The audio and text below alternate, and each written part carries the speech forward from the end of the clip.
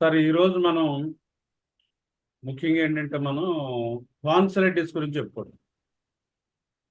ఈ టాపిక్ ఏంటంటే ముఖ్యంగా పిల్లల్లో మనకు బాగా ఇది అవసరం అవుతూ ఉంటుంది కాబట్టి మన ప్రాక్టీస్లో కూడా రోజు మనకి ఈ టాన్సిలైటిస్ కేసులు పిల్లల్ని తీసుకొస్తూ ఉంటారు మనకి. అందువల్ల ఏంటంటే మనకి ఇది చాలా ముఖ్యమైనటువంటి టాపిక్. అందువల్ల దీని గురించి మనం మీ అందరికీ తెలిసింది టాన్సిలైటిస్, దాని ట్రీట్మెంట్ హోమియోపతిలో ఎలా ఉంటుంది అనేది. కానీ యాక్యురేట్గా మనం కరెక్ట్గా మందేసి ప్రతి కేసు మనం సక్సెస్ అవ్వాలంటే మన దగ్గర కొంత ఎక్స్పీరియన్స్ ఉండాలన్నమాట. ఆ ఎక్స్పీరియన్స్ని బట్టి కనుక మనం అందించినట్లయితే వచ్చినటువంటి పేషెంట్ మరలా వాళ్ళు ఎల్లోపతిలోకి వెళ్ళకుండా లేకపోతే ఇతర వైద్య విధానాలకు వెళ్ళక్కర్ లేకుండా వాళ్ళకి బాగా తగ్గుద్ది అనమాట. అందువల్ల ఏంటంటే టాన్సిలైటిస్ ఏంటంటే ముఖ్యంగా మనకి ఏంటంటే హోమియోపతిలో చాలా చక్కటి ట్రీట్మెంట్ ఉంటుంది. అందువల్ల ఏంటంటే మనం దీని గురించి కనుక మనం క్షుణ్ణంగా తెలుసుకున్నట్లయితే ఏ డ్రగ్స్ ఏ రకంగా పడతాయి, వాటి యొక్క ఇండికేషన్స్, వీటి గురించి మనం బాగా దీని గురించి ప్రతి పేషెంట్కి కూడా మనం కరెక్ట్గా మనం అందివ్వగలుగుతాం అనమాట. ఎందుకంటే ఇది టాన్సిల్స్ అనేది ఏంటంటే ఇమ్యూన్ సిస్టంలో ఒక భాగం అనమాట. ఇమ్యూన్ సిస్టమ్ అంటే మనకి వ్యాధి నిరోధక శక్తిని కలిగించేటువంటి ఆ సిస్టంలో ఇది కూడా ఒక అంశమే టాన్సిల్స్ అనేవి.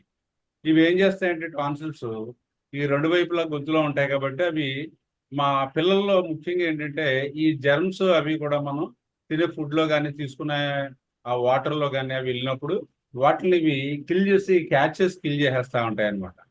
దానివల్ల ఏంటంటే మనకి ఇవి వాపు వచ్చి అంటే అవి ఎఫెక్ట్ అయినట్టయితే బాగా వాపు వచ్చి కొద్దిగా ఇబ్బంది కలుగుతుంది. దాన్ని మనం ఏం చెప్తామంటే టాన్సిలైటిస్ అని చెప్తాం అన్నమాట. అది దాంట్లోకి వెళ్ళే ముందు ఏంటంటే ముఖ్యంగా మనకి ఏంటంటే ఈ దీంట్లో మనకి హోమియోపతిలో చాలా బాగా మన అందరం కూడా ఈ వీటిని బాగానే ట్రీట్ చేస్తాం. కానీ ఏంటంటే మనకి కొద్దిగా ఒక్కొక్కసారి కొద్దిగా మనం ఏం చేస్తామంటే కొద్దిగా అప్పుడప్పుడు కొద్దిగా కరెక్ట్గా వీలకపోవచ్చు. దానికి కారణం ఏంటంటే మనకి ఇండికేషన్స్ పూర్తిగా మనకి ఎక్కడెక్కడ ఏ మందు ఎలా పనిచేస్తుంది అనేది మనకి కొద్దిగా తెలియకపోవటం అనమాట. అందువల్ల వాటి గురించి కనుక మనం తెలుసుకున్నట్లయితే మనం చక్కగా ప్రతి కేసు కూడా మనకి ఈ టాన్సిలైటిస్ అనేది ప్రతిదాన్ని మనం బాగా ట్రీట్ చేయగలుగుతాం అనమాట. అందులో ముఖ్యంగా ఏంటంటే మనకి ఈ టాన్సిలైటిస్లో ఇవి సాధారణంగా ఎప్పుడైనా సరే ఈ టాన్సిల్ ఇన్ఫెక్షన్తో పేషెంట్ మన దగ్గరికి వచ్చినప్పుడు మనం ఏం చేయాలంటే మనం పేషెంట్ కాస్త ఆనమని చెప్పి నోట్లో టార్చ్ లైట్ వేసి చూడాలన్నమాట. అక్కడ ఏ రకంగా ఉంది అంటే అక్కడ బాగా వాపున్నాయా, లేకపోతే బాగా మోడరేట్గా వాచున్నాయా, లేకపోతే అసలు ఏమీ లేవా. కొంతమంది నాకు టాన్సిల్స్ ఉంది అంటారు పిల్లలకి. మావాడు అత్తమాన టాన్సిల్స్ సఫర్ అవుతున్నాడు అంటారు. మన తీరా చూస్తే అందులో ఏముండవు అనమాట. అలాగే వాళ్ళు ఏంటంటే గొంతు నొప్పి అని చెప్తా ఉంటారు. గొంతు నొప్పి అంటే టాన్సిల్స్ ఉందని భావంతో ఉంటారు. అదే రకంగా మనకి ఏమవుతుందంటే అక్కడ మనం టార్చ్ లైట్ మనం చూసినప్పుడు దాంట్లో కొద్దిమందికి చిన్నగా ఉంటాయి అన్నమాట, కొద్దిమందికి కొద్ది మోడరేట్గా ఉంటాయి, కొద్దిమందికి మరీ పెద్దగా ఉంటాయి, కొద్దిమందికి మరీ వాచిపోయి ఉంటాయి. దానివల్ల అసలు ముద్దు పెట్టుకుంటే అసలు లోపల దిగలేని పరిస్థితుల్లో కొద్దిమంది ఉంటారు. ఈ రకంగా ఎలా ఉందన్నది మీ దగ్గరికి వచ్చినప్పుడు మీరు టార్చ్ లైట్ పెట్టి చూడండి. అంతేకాకుండా ఏంటంటే మీరు అది మీరే గ్రేడింగ్ రాసేసుకోండి. గ్రేడ్ 1, గ్రేడ్ 2, గ్రేడ్ 3, గ్రేడ్ 4 అని. అసలు దారి లేకపోతే గ్రేడ్ 4, కొద్దిగా పర్లేదు అనుకున్నట్టయితే గ్రేడ్ 3, మోడరేట్గా వాపున్నట్టయితే గ్రేడ్ 2, లైట్గా వాపున్నట్టయితే గ్రేడ్ 1. ఆ రకంగా రాసుకుని మీరు ఆ కేస్ షీట్లో కనుక రాసుకున్నట్లయితే మరలా పేషెంట్ వచ్చినప్పుడు మరలా మీరు ఎగ్జామినేషన్ చేసినప్పుడు అది ఏ రకంగా ఉంది, మనం ఇచ్చిన మందు తగ్గిందా లేదా అనేది బాగా తెలుస్తుంది. లేదన్నట్టయితే ఇంకో మార్గం ఏంటంటే చాలా మంది ఏం చేస్తామంటే ఆ పేషెంట్ తాలూకు ఫోన్ నెంబర్ మనం పెట్టుకుంటాం కాబట్టి ఆ పేషెంట్ తాలూకు ఓ ఫోటో ఒకటి అతని కేస్ షీట్లో మనం ఆ సెల్ ఫోన్లో పెట్టుకుంటాం. వచ్చినప్పుడు ఓ ఫోటో తీసుకుని మనం పెట్టుకున్నట్లయితే మనకి నెక్స్ట్ టైం వచ్చినప్పుడు చూసుకుంటే కంపారిటివ్గా అంత ముందుకి ఇప్పటికి ఎంత బెటర్మెంట్ వచ్చింది, ఏ రకంగా తగ్గింది అన్నీ కూడా మీకు తెలుస్తూ ఉంటాయి అనమాట. అంచేత ఇది బెటర్ వే అనమాట ట్రీట్మెంట్కి. లేకపోతే పేషెంట్ ఏ ఇన్ఫర్మేషన్ ఇచ్చాడో ఆ ఇన్ఫర్మేషన్ బట్టి ఒకసారి మీరు మిస్లీడ్ అవుతూ ఉంటారు. అదొకటి. ముఖ్యంగా ఏంటంటే మనకి ఈ టాన్సిల్స్ లో మనకి ప్రవేశించే ముందు కొద్దిగా చెప్పుకుందాం.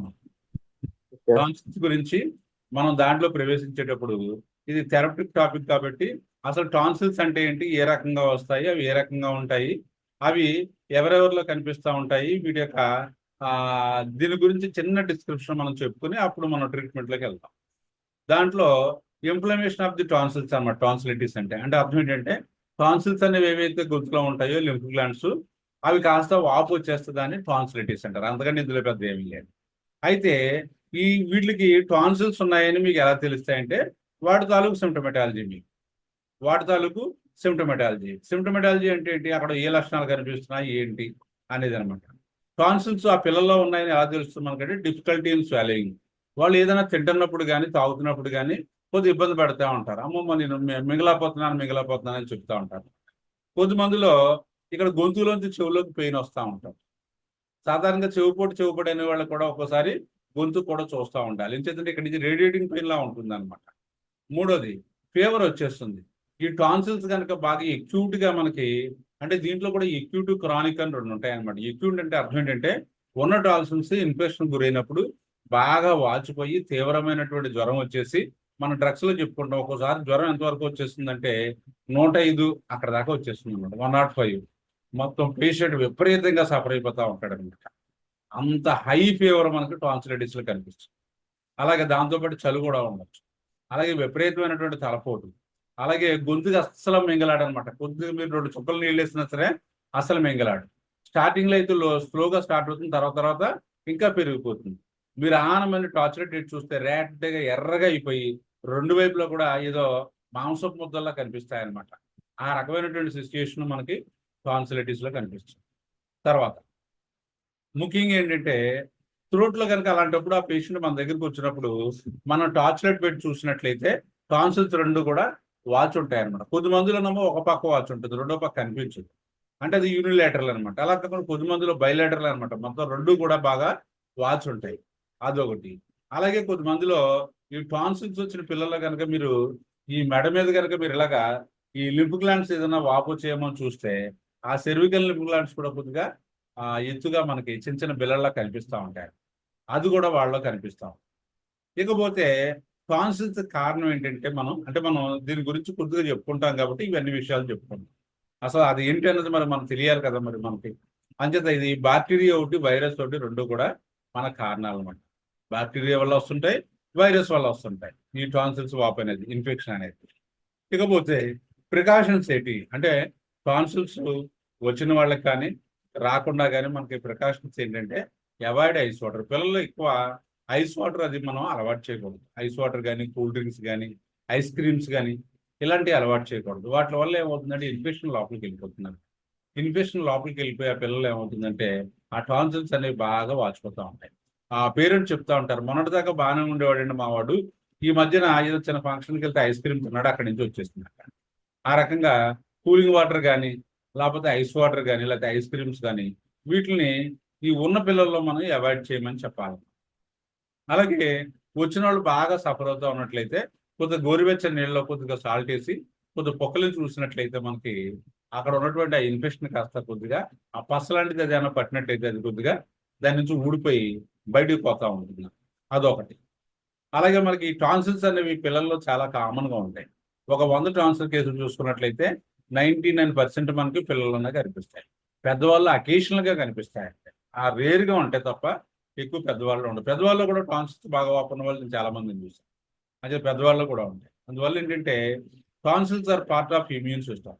ఈ టాన్సిల్స్ అనేవి ఏంటంటే మనకి ఆరోగ్యాన్ని సంరక్షించడంలో ప్రధాన పాత్ర వహిస్తాయన్నమాట. అయితే కొన్ని సందర్భాలు ఇవి ఎఫెక్ట్ అవ్వడం వల్ల పేషెంట్లు కొన్ని రకాలైనటువంటి బాధలు వస్తూ ఉంటాయి. రెండోది ఏంటంటే ఇవి they prevent the germs entry. ఆ పిల్లలు కానీ పెద్దవాళ్ళు కానీ ఏదైనా ఆహారం కానీ వాటర్ కానీ ఏదైనా లిక్విడ్స్ కానీ తీసుకునేటప్పుడు దాంట్లో ఏదైనా ఇన్ఫెక్షన్తో కూడినటువంటి జెర్మ్స్ ఏమైనా ఉన్నట్లయితే అవి లోపలికి వెళ్లకుండా కాపాడుతూ ఉంటాయన్నమాట. అందువల్ల ఏంటంటే మనకి టాన్సిల్స్ వచ్చినటువంటి వాళ్ళలో టాన్సిల్స్ మనల్ని అడుగుతూ ఉంటారు, డాక్టర్ గారు మనకి చాలా ఎక్కువగా ఉన్నాయి కదా, మీరు ఆపరేషన్ చేసామని చెప్తారా లేకపోతే మీరు మందులు ఏమన్నా ఇస్తారంటే మనం సాధ్యమైనంత వరకు 100% మనం దాన్ని మందుల వల్ల తగ్గించడానికి ప్రయత్నం చేయాలన్నమాట. మందుల వల్ల తగ్గిస్తే వాళ్ళకి తర్వాత ఏ రకమైనటువంటి సైడ్ ఎఫెక్ట్స్ లేకుండా వాళ్ళ ఇమ్యూన్ సిస్టమ్ పాడవకుండా వాళ్ళకు ఉన్నటువంటి ఇమ్యూన్ సిస్టంలో ఇది కూడా ఒక భాగమే కాబట్టి ఇవి ఎప్పుడు కూడా వాళ్ళకి ఆరోగ్యంగా ఉన్నట్లయితే వాళ్ళకి ఏ ఇబ్బందులు కలగవు. కాబట్టి మనం వాళ్ళని జాగ్రత్తగా మనం ఆ హోమియోపతి మందులతో ఇచ్చినట్లయితే బాగా వాళ్ళ ఇమ్యూన్ సిస్టమ్ కాపాడిన వాళ్ళు అవుతాం. ఇకపోతే వైరల్ టాన్సిలైటిస్ అంటే అర్థం ఏంటంటే ఇది సాధారణంగా మనకి రొంపతో స్టార్ట్ అవుతుంది. రొంపతో స్టార్ట్ అయ్యి ఫ్లూ జ్వరంలా వచ్చి అక్కడి నుంచి గొంతు నొప్పి వచ్చేసి అక్కడి నుంచి మళ్ళీ మనకి ఈ మింగటం అది కష్టంగా ఉండి పిల్లల్లో ఇబ్బంది అవుతుంది. దీన్ని వైరల్ టాన్సిలైటిస్ అంటాం. బ్యాక్టీరియల్ టాన్సిలైటిస్ అంటే అర్థం ఏంటంటే ఇది స్ట్రెప్టోకాకస్ అనే బ్యాక్టీరియా వల్ల వస్తుంది. దీంట్లో ఏమవుతుందంటే మనకు సాధారణంగా థ్రోట్ అంతా ఇన్ఫ్లేమ్ అయిపోతుంది. థ్రోట్ అంతా కూడా ఎర్రగా అయిపోయి మింగటం బాగా కష్టమయ్యి అక్కడి నుంచి అది ఇబ్బంది కలిగినట్టయితే మనం బ్యాక్టీరియల్ టాన్సిలైటిస్ అంటాం. ఈ టాన్సిలైటిస్ వల్ల మనకి ఇబ్బందులు ఏంటి? ఈ టాన్సిల్స్ బాగా ఉబ్బడం వల్ల పేషెంట్లో వచ్చేటువంటి ఆ పిల్లల్లో వచ్చేటువంటి ఇబ్బందులు ఏమైనా ఉన్నాయా? దీనివల్ల ఇతర ఏమైనా సమస్యలు ఏమైనా వస్తాయంటే దాన్ని కాంప్లికేషన్స్ అంటాం. ఒక రోగం వల్ల ఇతర రోగాలు ఏమన్నా దారితీసి ఆ పేషెంట్కి ఇతర ఏమన్నా అనారోగ్య కారణాలు వస్తాయన్న దాన్ని కాంప్లికేషన్స్ అని చెప్తాం. అందులో ఏంటంటే మనకి అబ్స్ట్రక్టివ్ స్లీప్ ఎప్నియా అన్నమాట. అంటే పడుకున్నప్పుడు నిద్రలో వెళ్ళికి ఊపిరి ఆడిపోతుంది, ఊపిరి ఆగిపోతుంది అన్నమాట. వెంటనే పైకి లేచి కూర్చుని అమ్మ బాబాయ్ నేను పడుకోలేనని చెప్తా ఉంటాను. దీన్ని అబ్స్ట్రక్టివ్ స్లీప్ ఎప్నియా అని చెప్తాను. రెండోది పెరిటాన్సిలర్ యాబ్సెస్. టాన్సిల్స్ కొద్దిమందికి రెడ్గా ఎర్రగా ఉంటాయి, కొద్దిమందికి దాని అంటే పుండు పడిపోయి ఉంటాయి. దాన్ని యాబ్సెస్. అలాగే టాన్సిల్స్ స్టోన్స్ అని ఉంటాయి. కొద్దిమందిలో మీరు చాలా బాగా ఎక్స్పెక్ట్ అయ్యి వచ్చిన పిల్లలందరినీ కూడా గొంతు చూస్తూ ఉన్నట్లయితే వాళ్ళు కొద్దిమందికి చిన్న చిన్న మనకి ముత్యాలు లాంటి రాళ్ళులా కనిపిస్తూ ఉంటాయి. మనకు మెడలు వేసుకుని ముత్యాలు ఎలా ఉంటాయో రాళ్ళు, స్టోన్స్ హార్డ్గా ఉన్నటువంటి రాళ్ళలాగా కనిపిస్తూ ఉంటాయి. ఏంటి అంటే మనం ఏదైనా చిన్న రాయి పట్టుకెళ్ళి అక్కడ మనం అతికించినట్టు కనిపిస్తూ ఉంటుంది. దాన్ని టాన్సిల్ స్టోన్స్ అని చెప్తారు. అది కూడా మీరు గమనించవచ్చు. అలాగే టాన్సిలర్ సెల్యులైటిస్. సెల్యులైటిస్ అనేది చర్మం కింద ఉన్నటువంటి భాగాల్లో ఎక్కడన్నా రావచ్చు. అలాగే మన టాన్సిల్స్ కూడా సెల్యులైటిస్ వచ్చినట్లయితే బాగా ఉబ్బిపోయి బాగా ఇబ్బందిగా మిగటం చాలా కష్టం అయిపోతుంది. అందువల్ల ఈ 4 కూడా మనకి complications of the tonsils. Tonsils బాగా ఉబ్బిపోయినట్లయితే లేకపోతే అలా ఎక్కువ కాలం నుంచి ఉండిపోయినట్లయితే ఇవి మనకి కనిపిస్తూ ఉంటాయండి. అందులో చెప్పుకున్నాం కదా obstructive sleep apnoea. Obstructive sleep apnoea అంటే అర్థం ఏంటి అంటే వీళ్ళు టాన్సిల్స్ కనుక బాగా ఉబ్బిపోయినట్లయితే గాలి వెళ్ళటానికి చోటు ఉండదు అనమాట. అందువల్ల పడుకున్నప్పుడు ఏమవుతుందంటే ఆ శ్వాస వెళ్ళే మార్గాన్ని ఇది అడ్డుకుంటుంది అనమాట. శ్వాస వెళ్ళే మార్గాన్ని అడ్డుకుంటుంది. దానివల్ల ఏంటంటే పేషెంట్ పడుకోగానే ఊపిరాడదు. ఊపిరాడకపోతే వెంటనే పైకి లేచిపోయి కూర్చొని అలాగే జాగారం చేస్తూ ఉంటారు పిల్లలు. ఆ పేరెంట్స్ కూడా వాళ్ళతో పాటు అలాగే కూర్చుని వాళ్ళకి ఏదో ఉపశమనాలు చేసి ఆ గోరువెచ్చని నీళ్ళు ఇచ్చి అది ఇచ్చి ఇది ఇచ్చి అలాగే చేస్తూ ఉంటారు. దీనివల్ల ఏమవుతుందంటే because blockage of the wind pipe, ఏదైతే మనకి శ్వాస వెళ్ళే మార్గం ఉందో ఈ టాన్సిల్స్ అడ్డుపడతా ఉంటాయి. అందువల్ల ఇలాంటి వాళ్ళు మనం తొందరగా అది తగ్గించితే మనకి ఆ ఇబ్బంది కాస్త తగ్గుతుంది. లేకపోతే ఏమవుతుందంటే వీళ్ళు చాలా సఫర్ అయిపోతూ ఉంటారు. ఇలాంటి సిచ్యువేషన్ వచ్చిందంటే ఇమీడియట్ గా వాళ్ళు ఏంటంటే మీ దగ్గర ఎక్కువ కాలం వెయిట్ చేయరు, ఇమీడియట్ గా వాళ్ళు ఆపరేషన్కి వెళ్ళిపోతారు. Next peritonsillar abscess. Tonsillar abscess అంటే ఏంటంటే మనం చెప్పుకున్నాం కదా టాన్సిల్స్ అనేవి సాధారణంగా ఏంటంటే ఎర్రగా మనకి అటోటి ఇటోటి బాగా వాచిపోయినట్టు కనిపిస్తూ ఉంటాయి. అలా కాకుండా యాబ్సెస్ లో ఏమవుతుందంటే మనకి ఆ టాన్సిల్ కాస్త పుండు పడిపోయినట్టు అయిపోతుంది. అక్కడ అంతా కూడా గొయ్యిలో పడిపోయి బాగా పసు పట్టేసి చాలా అస్తవ్యస్తం అయిపోయినట్టు మనకి కనిపిస్తూ ఉంటాయి. దాని నిండా కొంచెం టాన్సిల్స్ స్పిల్డ్ బై పస్, చీమ్ పట్టేస్తుందండి. Mainly due to bacterial infection, swollen and painful. దీనివల్ల ఏమవుతుందంటే పేషెంట్ అస్సలు మింగలాడు విపరీతమైనటువంటి గొంతు నొప్పి వచ్చేస్తూ ఉంటాం. దీన్ని పెరిటాన్సిలర్ యాబ్సెస్. అలాగే టాన్సిల్ స్టోన్స్ అని ఇందా చెప్పుకున్నాం కదా, దాంట్లో ఏమవుతుందంటే ఈ స్టోన్స్ ఎలాగొస్తాయి అంటే అక్కడ ఏమవుతుందంటే కొంత కాల్షియం మెటీరియల్, మనం తీసుకున్నటువంటి ఫుడ్ డెబ్రిస్, అలాగే కొన్ని జెర్మ్స్ ఇవన్నీ కలిసి అక్కడ చిన్న రాయిలా ఫార్మ్ అయిపోయి ఆ టాన్సిల్ మీద గట్టిపడిపోతుంది అనమాట. అది మీరు వచ్చిన వాళ్ళందరినీ కనుక మీరు ఇక్కడ నుంచి చూస్తూ మొదలెట్టినట్లయితే మీకు ఇప్పుడు మనం చెప్పుకున్నవన్నీ కూడా కనిపిస్తూ ఉంటాయి. దీనివల్ల ఏమవుతుందంటే మనకి బ్రెత్ కాస్త మెయిన్లీ బ్యాడ్ బ్రెత్ అంటే స్మెల్ వచ్చేస్తూ ఉంటుంది, సోర్ త్రోట్ గొంతు నొప్పి ఉంటా ఉంటుంది, కొంతమందిలో దగ్గు వస్తూ ఉంటుంది. అందువల్ల ఇవన్నీ కూడా మనకు టాన్సిల్స్ లో బాగా కనిపిస్తూ ఉంటాయి. అలాగే టాన్సిలర్ సెల్యులైటిస్. టాన్సిలర్ సెల్యులైటిస్ అంటే అర్థం ఏంటంటే ఇది బ్యాక్టీరియల్ ఇన్ఫెక్షన్ వల్ల వస్తుంది. దానివల్ల ఏమవుతుందంటే ఇవి ఇమ్యూన్ సిస్టమ్ కాస్త బాగా వీక్ అయిపోయి ఆ పేషెంట్లు ఏమవుతుందంటే మీకు బాగా తరచూ ఈ టాన్సిల్స్ అవి వాచిపోవటం, గొంతు నొప్పి రావటం, అస్తమానం జ్వరాలు రావటం ఇవన్నీ వచ్చేసి పేషెంట్ బాగా నిరంతరం సఫర్ అయిపోతూ ఉంటారు. ప్రతి వారానికి లేదా 15 రోజులకి లేదా నెలకి అస్తమాను టాన్సిల్ ఇన్ఫెక్షన్ వచ్చేసి అస్తమాను జ్వరం వచ్చేసి అత్మానం హాస్పిటల్ తీసుకెళ్లవలసిన పరిస్థితులు మనకు కనిపిస్తూ ఉంటాయి అన్నమాట. ఇవన్నీ కూడా ఏంటంటే మనకి మనం ఇప్పుడు చెప్పుకున్నట్లు కాంప్లికేషన్స్ అన్నమాట. ఇవన్నీ కూడా కాంప్లికేషన్స్. ఇకపోతే మనం హోమియోపతిలోకి వెళ్ళిపోతాం. ఇప్పుడు మనకి టాన్సిల్స్ అంటే ఏంటి, టాన్సిల్స్ ఎలా ఉంటాయి, అవి ఏ రకంగా పిల్లల్ని ఎఫెక్ట్ చేస్తాయి, వాటిలో ఉన్నటువంటి లక్షణాలు ఏంటి, ఆ టాన్సిల్స్ బాగా ముదిరిపోయినట్లయితే కాంప్లికేషన్స్ ఏమొస్తాయి, ఇవన్నీ కూడా మనం తెలుసుకున్నాం అన్నమాట. తెలుసుకున్న తర్వాత వాటికి మన హోమియోపతిలోకి మన దగ్గర పేషెంట్ వచ్చినప్పుడు ఆ హోమియోపతిలో ఏ రకమైనటువంటి మందులు ఏ ఏ కండిషన్లో ఎలా ఇస్తామన్న దాన్ని మనం థెరపిటిక్స్ అని చెప్పుకుంటా ఉంటాం. అందులో ముఖ్యంగా ఏంటంటే మీరు బాగా గుర్తుపెట్టుకోవాల్సింది ఏంటంటే, ఒక మాటలో కనుక టాన్సిల్స్ గురించి ఇప్పుడు జరిగినటువంటి లెసన్ గురించి చిన్న మొక్క చెప్పేస్తాను. ఎలా అంటే టాన్సిల్స్ అనేవి ఏంటంటే పిల్లల్లో ముఖ్యంగా వస్తూ ఉంటాయి. ఆ పిల్లలు మన దగ్గరికి తీసుకొచ్చినప్పుడు మీరు టార్చ్ లైట్ పెట్టి ఆన్ చూడాలన్నమాట. చూసినప్పుడు ఏమవుతుందంటే వాళ్ళలో ఈ ఈ టాన్సిల్స్ కాస్త మీకు చెప్పాను కదా, గ్రేడింగ్ అని చెప్పాను. First grade, second grade, third grade, మీరు రాసుకోవాలి అదంతా కూడా. ఫోర్త్ గ్రేడ్ అనుభూతులకు మొత్తం అంతా బ్లాక్ అయిపోతుంది. థర్డ్ గ్రేడ్ అనుభూతులకు కొద్ది దారి ఉంటుంది అనమాట. చిన్న చిన్న మొదలు పెట్టుకుంటే లోపలికి వెళ్ళడానికి దారి ఉంటుంది. అలా కాకుండా సెకండ్ గ్రేడ్ అనుభూతులకు మీకు మోడరేట్గా ఏపీఎఫ్ పెద్ద టాన్సిల్స్ ఉంటాయి. ఫస్ట్ గ్రేడ్ అనుభూతులకు చిన్న చిన్న టాన్సిల్స్ ఉంటాయి.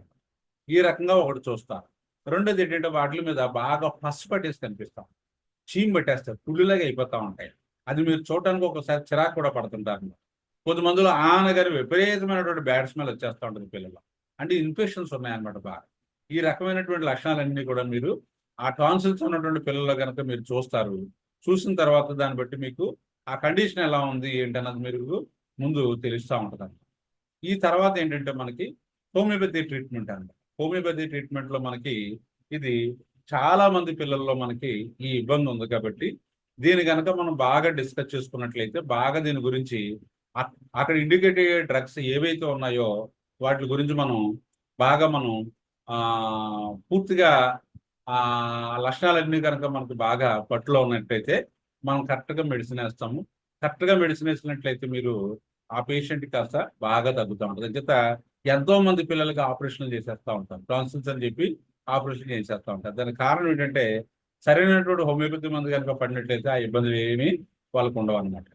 అందులో ముఖ్యంగా మనకి ఏంటంటే ఈ టాన్సిల్స్ వాపు వచ్చి టాన్సిలైటిస్తో సఫర్ అవుతున్నటువంటి పిల్లలు ఎవరైతే ఉన్నారో వాళ్ళలో ముఖ్యంగా ఇండికేట్ అయ్యే డ్రగ్స్ మనకి బెలడోనా. ఫస్ట్ ఏంటండి బెలడోనా, రెండోది కార్బోయానిమాలిస్, మూడు హెపార్సల్, నాలుగోది మెర్సాల్, ఐదోది ఫైటోలాక్కామ్, ఆరోది లెకసిస్, ఏడో డ్రగ్ మెర్బిన్ అయోడైడ్, ఎనిమిదోది నైట్రిక్ యాసిడ్, తొమ్మిదోది క్యామమిల్లా, 10వ డ్రగ్ ఏంటి మెర్క్ ప్రోటోఐడైడ్. ఇంతే కాకుండా మీరు ఏం చేయొచ్చు అంటే దీన్ని ఎక్సెట్రా అని కూడా పెట్టుకోవచ్చు. ఇవే కాకుండా మనకి ఇంకా ఎక్సెట్రా ఏమైనా మందులు ఏమైనా ఉన్నట్లయితే మీరు అవి కూడా మీరు ఒక లిస్ట్ రాసుకుని పెట్టుకుని వీటికి సంబంధించినటువంటి ఒక నోట్స్ ఒకటి మీరు తయారు చేసి పెట్టుకుని దాన్ని మీరు బాగా కంఠస్థ వచ్చేంత వరకు కూడా ఈ వేరియేషన్ తెలిసేంత వరకు కొద్ది రోజులు 2-3 రోజులు మీరు కష్టపడినట్లయితే మీకు అదంతా కూడా అపోసన పట్టేసినట్లు ఉంటుందని. ఆ తర్వాత మీకు ఏ పేషెంట్ వచ్చినా సరే అట్టే మీరు చాలా ఆసువుగా మందు ఇవ్వడం అనేది మీకు చాలా అలవాట్లోకి వచ్చేస్తుందండి. అందువల్ల ఈ డ్రగ్స్ 10 కూడా మనకి బాగా ఇండికేటెడ్ డ్రగ్స్. ఇంకా చాలా ఉండొచ్చు, కానీ మ్యాక్సిమం 99.9% ఇవే మందులు మీకు ఆ పేషెంట్స్లో ఇండికేట్ అవుతూ ఉంటాయి. ఇకపోతే బెలడోనా గురించి చెప్తాను. బెలడోనా గురించి మీరు ఎప్పుడు ఏది గుర్తుపెట్టుకున్నా బెలడోనా ఒకటి, ఎకోనైట్ ఒకటి సడన్గా వచ్చేటువంటి కంప్లైంట్స్లో బాగా ఇండికేట్ అవుతూ ఉంటాయి. అలాఫీ సడన్ చాలా ఉన్నట్టుండి వచ్చేటువంటి కంప్లైంట్స్లో మనకి బెలడోనా ఒకటి, ఎకోనైట్ ఒకటి ఇండికేట్ అవుతూ ఉంటాయి. రెండో పాయింట్.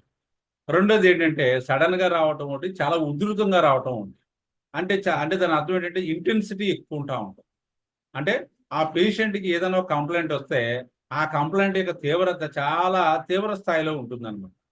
బెలడోనా వాడికి జ్వరం వస్తే 104, 105, 106 ఎక్కడ రేంజ్ ఎక్కడ తగ్గదు. ఎకోనైట్లో కూడా అలాగే ఉంది. రెండోది మన బెలడోనా గురించి ముందు మనకి బాగా తెలుసున్న పాయింట్లు ఏంటి 2-3 చెప్పుకుందాం. ఇది టాన్సిలైటిస్ అనేది ఇన్ఫ్లమేషన్. అంటే బెలడోనాలో మనకి ఏంటంటే ఇన్ఫ్లమేషన్స్కి బాగా పనికొస్తుంది. అది గొంతులో ఉన్నటువంటి టాన్సిల్సే మనకి వాపు రాక్కర్లేదు, చెవి వాపు వచ్చినా వస్తుంది, ముక్కు వాపులు వచ్చినా వస్తుంది, కళ్ళు కాస్త రెడ్గా అయిపోయి ఇలా ఉబ్బిపోయి బాగా చూడటానికి ఏదో మాంసపు ముద్దలా కనిపిస్తుంది అనుకోండి, అప్పుడు కూడా మీకు బెలడోనా ఇండికేట్. దాంట్లో ముఖ్యంగా ఏంటంటే రెడ్గా అయిపోతుంది. ఆ ఎఫెక్ట్ అయినటువంటి ప్రదేశం ఎలా ఉంటుంది, బాగా రెడ్గా అయిపోతుంది. రెండోది ఏంటంటే అది ముట్టుకుంటే మనకి చాలా హీట్ వచ్చేస్తూ ఉంటుంది, దాన్ని రేడియేటింగ్ హీట్ అంటారు. అంచేత బెలడానాలో ఏ కంప్లైంట్స్ వచ్చినా సరే సాధారణంగా ఈ ఇన్ఫ్లమేషన్తో కూడి మీకు హై రేజ్ ఆఫ్ టెంపరేచర్ వచ్చేస్తుంది, మీకు థర్మామీటర్ పగిలిపోతుందా అనిపిస్తుంది. అంటే మీకు సాధారణంగా బెలడోనాలో చూసిన టెంపరేచర్ మీరు ఏ డ్రగ్లోనే మిగతా వాటిలో చూస్తుంటారు అనమాట. మీకు ఇలా చూసి ఆ పిల్లడికి కాస్త నోట్లో థర్మామీటర్ పెట్టి తర్వాత మీరు పైకి తీస్తే 105, 106 కనిపిస్తుంది. ఏంటి మన థర్మామీటర్ అన్న తప్పు రీడింగ్ చూపిస్తుందని మళ్ళా పెట్టి, ఎందుకంటే అప్పుడు దాకా మీరు అంత హై టెంపరేచర్ చూస్తుంటారు, అంత హై టెంపరేచర్ వచ్చేస్తుంది అనమాట. అందువల్ల ఏంటంటే బెలడోనాలో మనకి ఎప్పుడన్నా సరే మీరు టాన్సిలైటిస్లో కనుక మీరు వేద్దారనుకున్నట్లయితే హై ఫీవర్తో సఫర్ అవుతారు. అలాగే ఇలా ముఖం మీద కనుక ఇలా చెయ్యి వేసినట్లయితే మీకు చెయ్యి కాస్త మన ఏదో ఇస్త్రీ పెట్టి మీద వేసినట్లు ఆ వేడిగా అయిపోతుంది, అంత హీట్ వచ్చేస్తూ ఉంటుంది.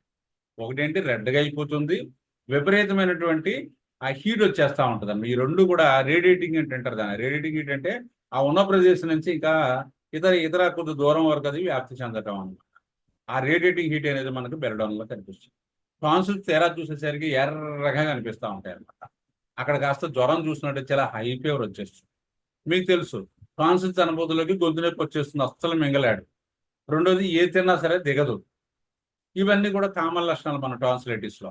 బెలడోనా మనం పడే లక్షణాలు ఏంటి, ఆ టాన్సిల్స్ బాగా ఉబ్బిపోవటం, తీవ్రమైనటువంటి జ్వరం వచ్చేయటం, ఆ టాన్సిల్స్ కాస్త బాగా వాపు వచ్చేయటం, విపరీతంగా మనం చేయి పెట్టినట్టయితే కాలిపోయినంత ఆ వేడి రావటం, అంతేకాకుండా త్రోట్ అంతా రెడ్డగా అయిపోవటం.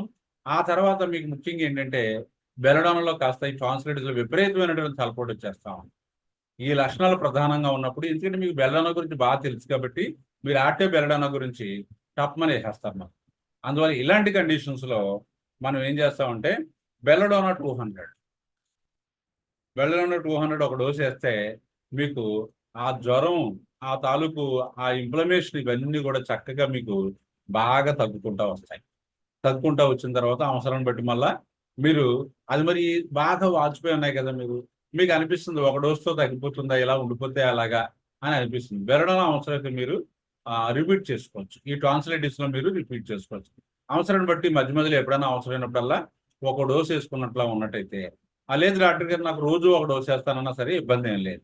అలాగా బెలడోనా 200 ఒక డోస్ చొప్పున, రోజుకు ఒక డోస్ చొప్పున అలాగ 2-3 రోజులు వేసేసరికి ముందు ఏమవుతుందంటే మీకు ఆ ఫీవర్ తగ్గిపోతుంది, ఆ తర్వాత దాని తాలూకు లక్షణాలన్నీ తగ్గిపోతాయి, గొంతు నొప్పి తగ్గుతుంది, నెమ్మదిగా మీకు ఆ వాపు కాస్త లాగేస్తుంది.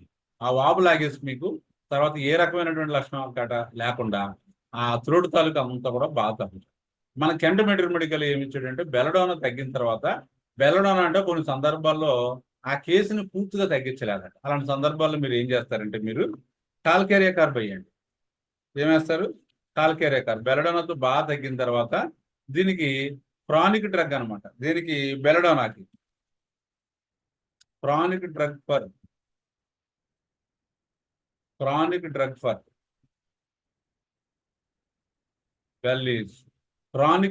Bellies, calcarea carb.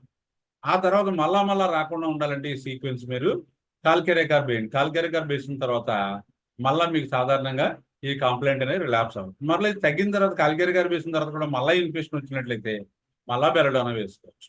అందువల్ల ఏంటంటే బెలడోనాలో మీరు వేసిన తర్వాత శుభ్రంగా వాపది లాగేసి టాన్సిల్స్ అన్ని బాగా చిన్నవైపోయి తగ్గుతుంది. అవసరం అయితే మటుకు మాత్రం కొన్ని డోసులు అప్పుడప్పుడు వాడుతూ ఉండండి. So this is about the belladonna. అంతే తప్ప తక్కువ పవర్లో వేయకండి. ఫీవర్ అవి ఉన్నాయి కాబట్టి బెలడోనా 200 అయింది. అలాగే నువ్వు 1 ml వేసేయకూడదు. 1 ml వేస్తే స్టార్టింగ్ అక్యూట్లో హైపోటెన్సీకి వెళ్ళిపోతే ఇబ్బంది ఏంటంటే ఇలాంటి డ్రగ్స్ మనం ఫ్రీక్వెంట్గా రిపిటేషన్ చేసుకోనకూడదు. అంతే better to start with the belladonna. Next come to the second drug, carbo animalis. Carbo animalis గురించి ఆల్రెడీ మనం చెప్పుకున్నాం లేదు నాకు గుర్తులేదు. కార్బోయానిమాలిస్ అనేది హోమియోపతిలో చాలా అద్భుతమైనటువంటి మందు అనమాట. ఇలాంటి గ్రంథులు వాచినప్పుడు కానీ, లేకపోతే ఈ లింఫ్ గ్లాండ్ వాచినప్పుడు కానీ, లేకపోతే బ్రెస్ట్లో వచ్చినటువంటి ట్యూమర్స్ కానీ, లేకపోతే ఏదైనా యాప్సెస్ కానీ, లేకపోతే ఏదైనా బాయిల్స్ కానీ చాలా అద్భుతమైనటువంటి హోమియోపతి మందు ఏంటంటే కార్బోయానిమాలిస్.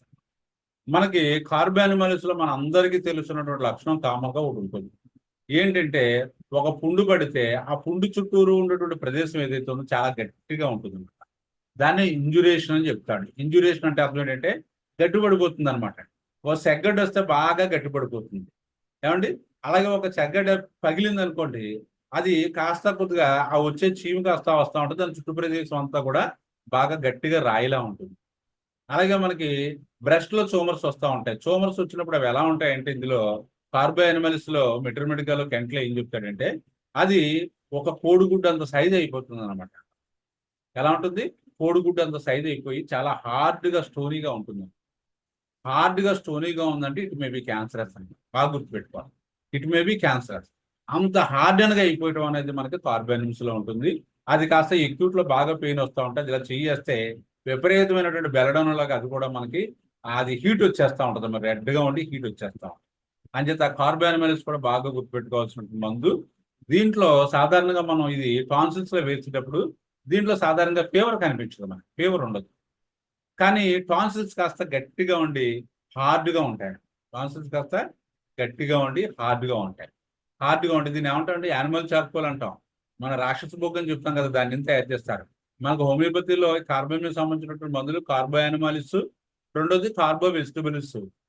కార్బో వెజిటబుల్స్ అనేది మనకి ప్లాంట్ చార్కోల్ అనమాట. అంటే మనకి బొగ్గు అనమాట. అంటే మనకి ఈ వృక్షాలను మనం దగ్ధం చేయడం వల్ల వచ్చినటువంటి బొగ్గు ఏదైతే ఉంటుందో దాని నుంచి తీసింది కార్బో వెజిటబుల్స్. అలాగే అక్కడ భూమిలో సర్వసాధారణంగా మనకు దొరికేది ఏంటంటే కార్బో యానిమల్స్. మన రైలు ఇంజిన్‌లో వాడతాం కదా! చార్కోల్.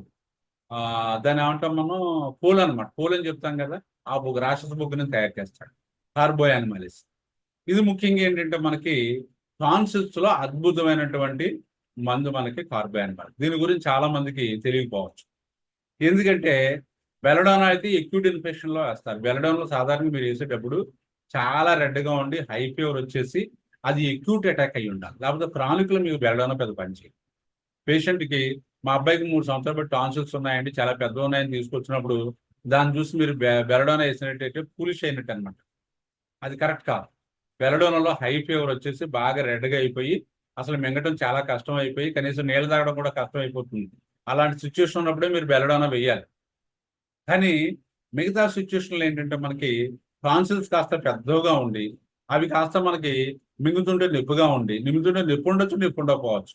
కానీ ఆ టాన్సిల్స్ అనేవి పెద్దగా ఉండి, రెడ్‌గా ఉండి, హార్డ్‌గా ఉన్నట్టు ఉన్నాయనుకోండి, అప్పుడు మీరేం చేస్తారంటే కార్బో యానిమలిస్ ఎయండి.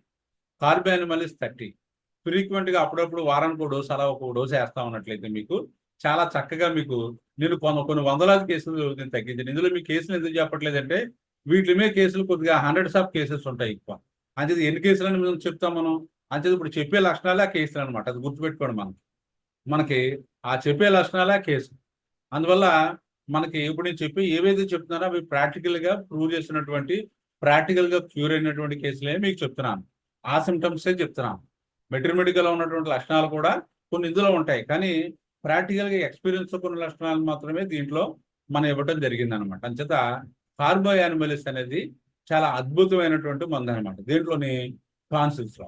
అంచేత మీరు పెద్దగా టాన్సిల్స్ ఉండి చాలా గట్టిగా ఉన్నప్పుడు మిగతా లక్షణాలు ప్రధానంగా లేనప్పుడు ఏం చేస్తారంటే కార్బో యానిమలిస్ 30 అది మధ్య మధ్యలో గనక ఒక డోస్ ఏస్తా ఉన్నట్లయితే మీరు ప్రతి నెల చూసుకున్నట్లయితే టాన్సిల్స్ యొక్క సైజు కరిగిపోతాయి. కరిగిపోయి ఒక 4, 5 నెలలు అయ్యేసరికి మీకు టాన్సిల్స్ కనిపించవు. పూర్తిగా తగ్గిపోతాయి. ఆ తర్వాత మీరు నెక్స్ట్ ఇయర్ నుంచి ఏదైతే ఉంటుందో మరలా రాకుండా ఉండటం కోసం 200కి వెళ్ళిపోండి. 200కి వెళ్ళి ఒక డోస్ వేసేసి ఇక దాంతో సరి. ఇక మీకు మళ్ళా కనిపించదు. నెక్స్ట్ హెపార్ సల్ఫ్.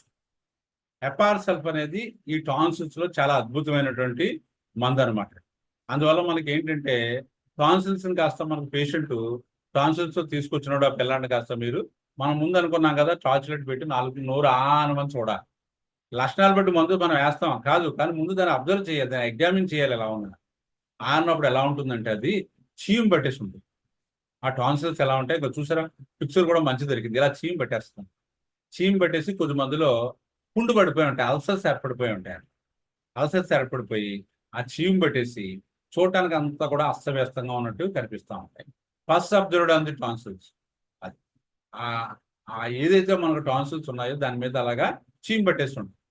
మనకి హెపార్ సల్ఫ్‌లో ఉన్నటువంటి ఒక లక్షణం ఏంటంటే పెయిన్ వెన్ స్వాలోయింగ్. మింగుతుంటే నొప్పి ఉంటదండి హెపార్ సల్ఫ్‌లో. మింగుతుంటే నొప్పి ఉంటా ఉంటది. మింగుతుంటే నొప్పి ఉండటం అనేది మీకు టాన్సిల్స్ లేకపోయినా పనిచేస్తుంది. కొంతమంది పేషెంట్స్ పెద్దవాళ్ళు వాళ్ళు కూడా చెప్తా ఉంటారు, ఏమండి నాకు గొంతుకులో ఏదో అత్తమాలు కూడా ఎప్పుడు కూడా మింగుతుంటే చాలా నొప్పిగా ఉన్నట్టు ఉంటుందంట. అలాంటి వాళ్ళలో మీరు హెపార్సల్ఫ్ బాగా క్రానిక్ కేసు అయితే హెపార్సల్ఫ్ 1 ఒక డోస్ ఇవ్వండి. నాకు 5 సంవత్సరాలు బట్టి 3 సంవత్సరాలు బట్టి ఇలా సఫర్ అవుతున్నానంటే ఒక డోస్ ఇస్తే దాంతో తగ్గిపోతుంది. అలా కాకుండా ఈ మధ్యనే వచ్చిందని చెప్పినప్పుడు హెపార్సల్ఫ్ 200 ఒక డోస్ ఇవ్వండి. దాంతో ఆ నొప్పి కాస్త తగ్గిపోతుంది. హెపార్సల్ఫ్ లో ఏంటంటే మనకి ఫిష్ బోన్ సెన్సేషన్ అంటాడు, ఏదో ఒక గొంతుకులో ఏదో సంథింగ్ చేపములు ఏదో ఉండిపోయినట్టు అనిపిస్తూ ఉంటుంది అనమాట, ఏదో గుచ్చుకున్నట్టు అనిపిస్తూ ఉంటుంది. అంచేత మీకు ఒక కేసులో చెప్తాను మీకు. అతనికి ఏంటంటే ఆ రోజు నైట్ అతను చేపల కూర వేసుకుని అన్నం తిన్నాడు అన్నమాట. అన్నం తింటే అతనికి ఆ గొంతుకులో ముళ్ళు గుచ్చుపోయిందనే ఫీలింగ్ ఉంటే వెంటనే అతను ఈఎన్టీ దగ్గరికి వెళ్ళాడు. ఈఎన్టీ దగ్గరికి వెళ్తే పాపం ఆయన చెక్ చేసి నీకేమీ లేదు, నీకు ముళ్ళు గట్టేమీ లేదని పంపించి యాంటీబయాటిక్స్ అవి పంపించేశారు. పంపించేస్తే ఆ తర్వాత ఎనాలైనా సరే అతనికి ఏంటంటే ఆ ముళ్ళు అందులో ఉండిపోయిందని, అక్కడ మింగుతుండే ఏదో నొప్పి అనమాట. అప్పుడు మన దగ్గరికి వచ్చినప్పుడు నేను ఏం చేశానంటే హెపార్సల్ఫ్ 200 ఇచ్చాను. హెపార్సల్ఫ్ 200 ఇస్తే దాంతో తగ్గింది. ఆ రకంగా మనకి ఏంటంటే హెపార్సల్ఫ్ లో మింగుతుంటే నొప్పిగా ఉంటుంది. అందువల్ల సాధారణంగా ఈ టాన్సిల్స్ అనేవి యాబ్సెస్ ఫార్మ్ అయ్యి పుండ్లు ఫార్మ్ అయ్యి, ఆ పుండ్లు కాస్త మీరు టార్చ్ లైట్ చూసినప్పుడు ఆ టాన్సిల్ మీద తెల్లటి ముద్దల్లాగా పసుపు పట్టేసి ఉంటుంది అనమాట. పసుపు పట్టేస్తే మీరు బాగా గుర్తుపెట్టుకోవాల్సింది maybe 2 drugs maybe. 1 is the hepar sulph, second is the merc sol group అనమాట. అంతేది మెక్సాల్. ఈ రెండింటిలో ఏదో ఒక మందు పడుతుంది. మీరు అడగొచ్చు డాక్టర్ గారు ఈ రెండింటిని ఏ రకంగా మనం క్లారిఫికేషన్ చేస్తాం ఎలా తెలుస్తుంది? మెక్సాలోడికి మనకి గొప్ప స్మెల్ వస్తుంది, డాక్టర్ గారు కదా చుట్టుపక్కల ఉన్న వాళ్ళందరూ కూడా పక్క వెళ్ళిపోతారు. అంత హారిబుల్ స్మెల్ వస్తుంది. మెక్సాల్ మనం చెప్పుకున్నాం కదా, మెక్సాల్ డ్రగ్ చదువుకున్నప్పుడు మనం దాని గురించి చాలా వివరణాత్మకంగా చెప్పుకున్నాం. మెక్సాల్ వాడికి ఇందులో డ్రగ్ ఉంది కాబట్టి అది వచ్చినప్పుడు చెప్తాం. అందువల్ల హెపార్సల్ఫ్లో ఏంటంటే మనకి బాగా చీమ్ పట్టేసి మింగుతుంటే నొప్పిగా ఉంటుంది. అలాంటప్పుడు కనుక మీరు హెపార్సల్ఫ్ 200 ఒక డోస్ వేయండి. హెపార్సల్ఫ్ 200 ఒక డోస్ వేస్తే దాంతో చక్కగా తగ్గిపోతుంది అనమాట. మళ్ళీ మీకు ఆ టాన్సిల్స్ కాస్త పూర్తిగా నయం అయిపోయి మొత్తం నార్మల్కి వచ్చేస్తాయి. తర్వాత మళ్ళీ అవసరం అయితే మళ్ళీ హెపార్సల్ఫ్ 200 మళ్ళీ గ్యాప్లో మళ్ళీ ఇంకో డోస్ వేసుకుంటాం. అలా దాన్ని హెపార్సల్ఫ్తో బాగా ట్రీట్ చేసుకోవచ్చు. మళ్ళీ మీరు అడగొచ్చు కొన్నాళ్ళు అయిపోయిన తర్వాత హెపార్సల్ఫ్తో తగ్గట్లేదండి ఏం చేయమంటారండి? ఇప్పుడు చూస్తే నాకు పచ్చగట్టి ఏం కనపట్టలేదు, పేషెంట్ మాత్రం టాన్సిల్స్ ఎంత లావు ఉన్నాయంటే అప్పుడు కార్బోనిమల్స్ చేయండి. కార్బోనిమల్స్ ఉన్నటువంటి గొప్ప లక్షణం ఏంటంటే బాగా ఎన్లార్జ్ అయిపోయి గట్టిపడిపోయినటువంటి టాన్సిల్స్ ని చాలా అద్భుతంగా తగ్గిస్తుంది.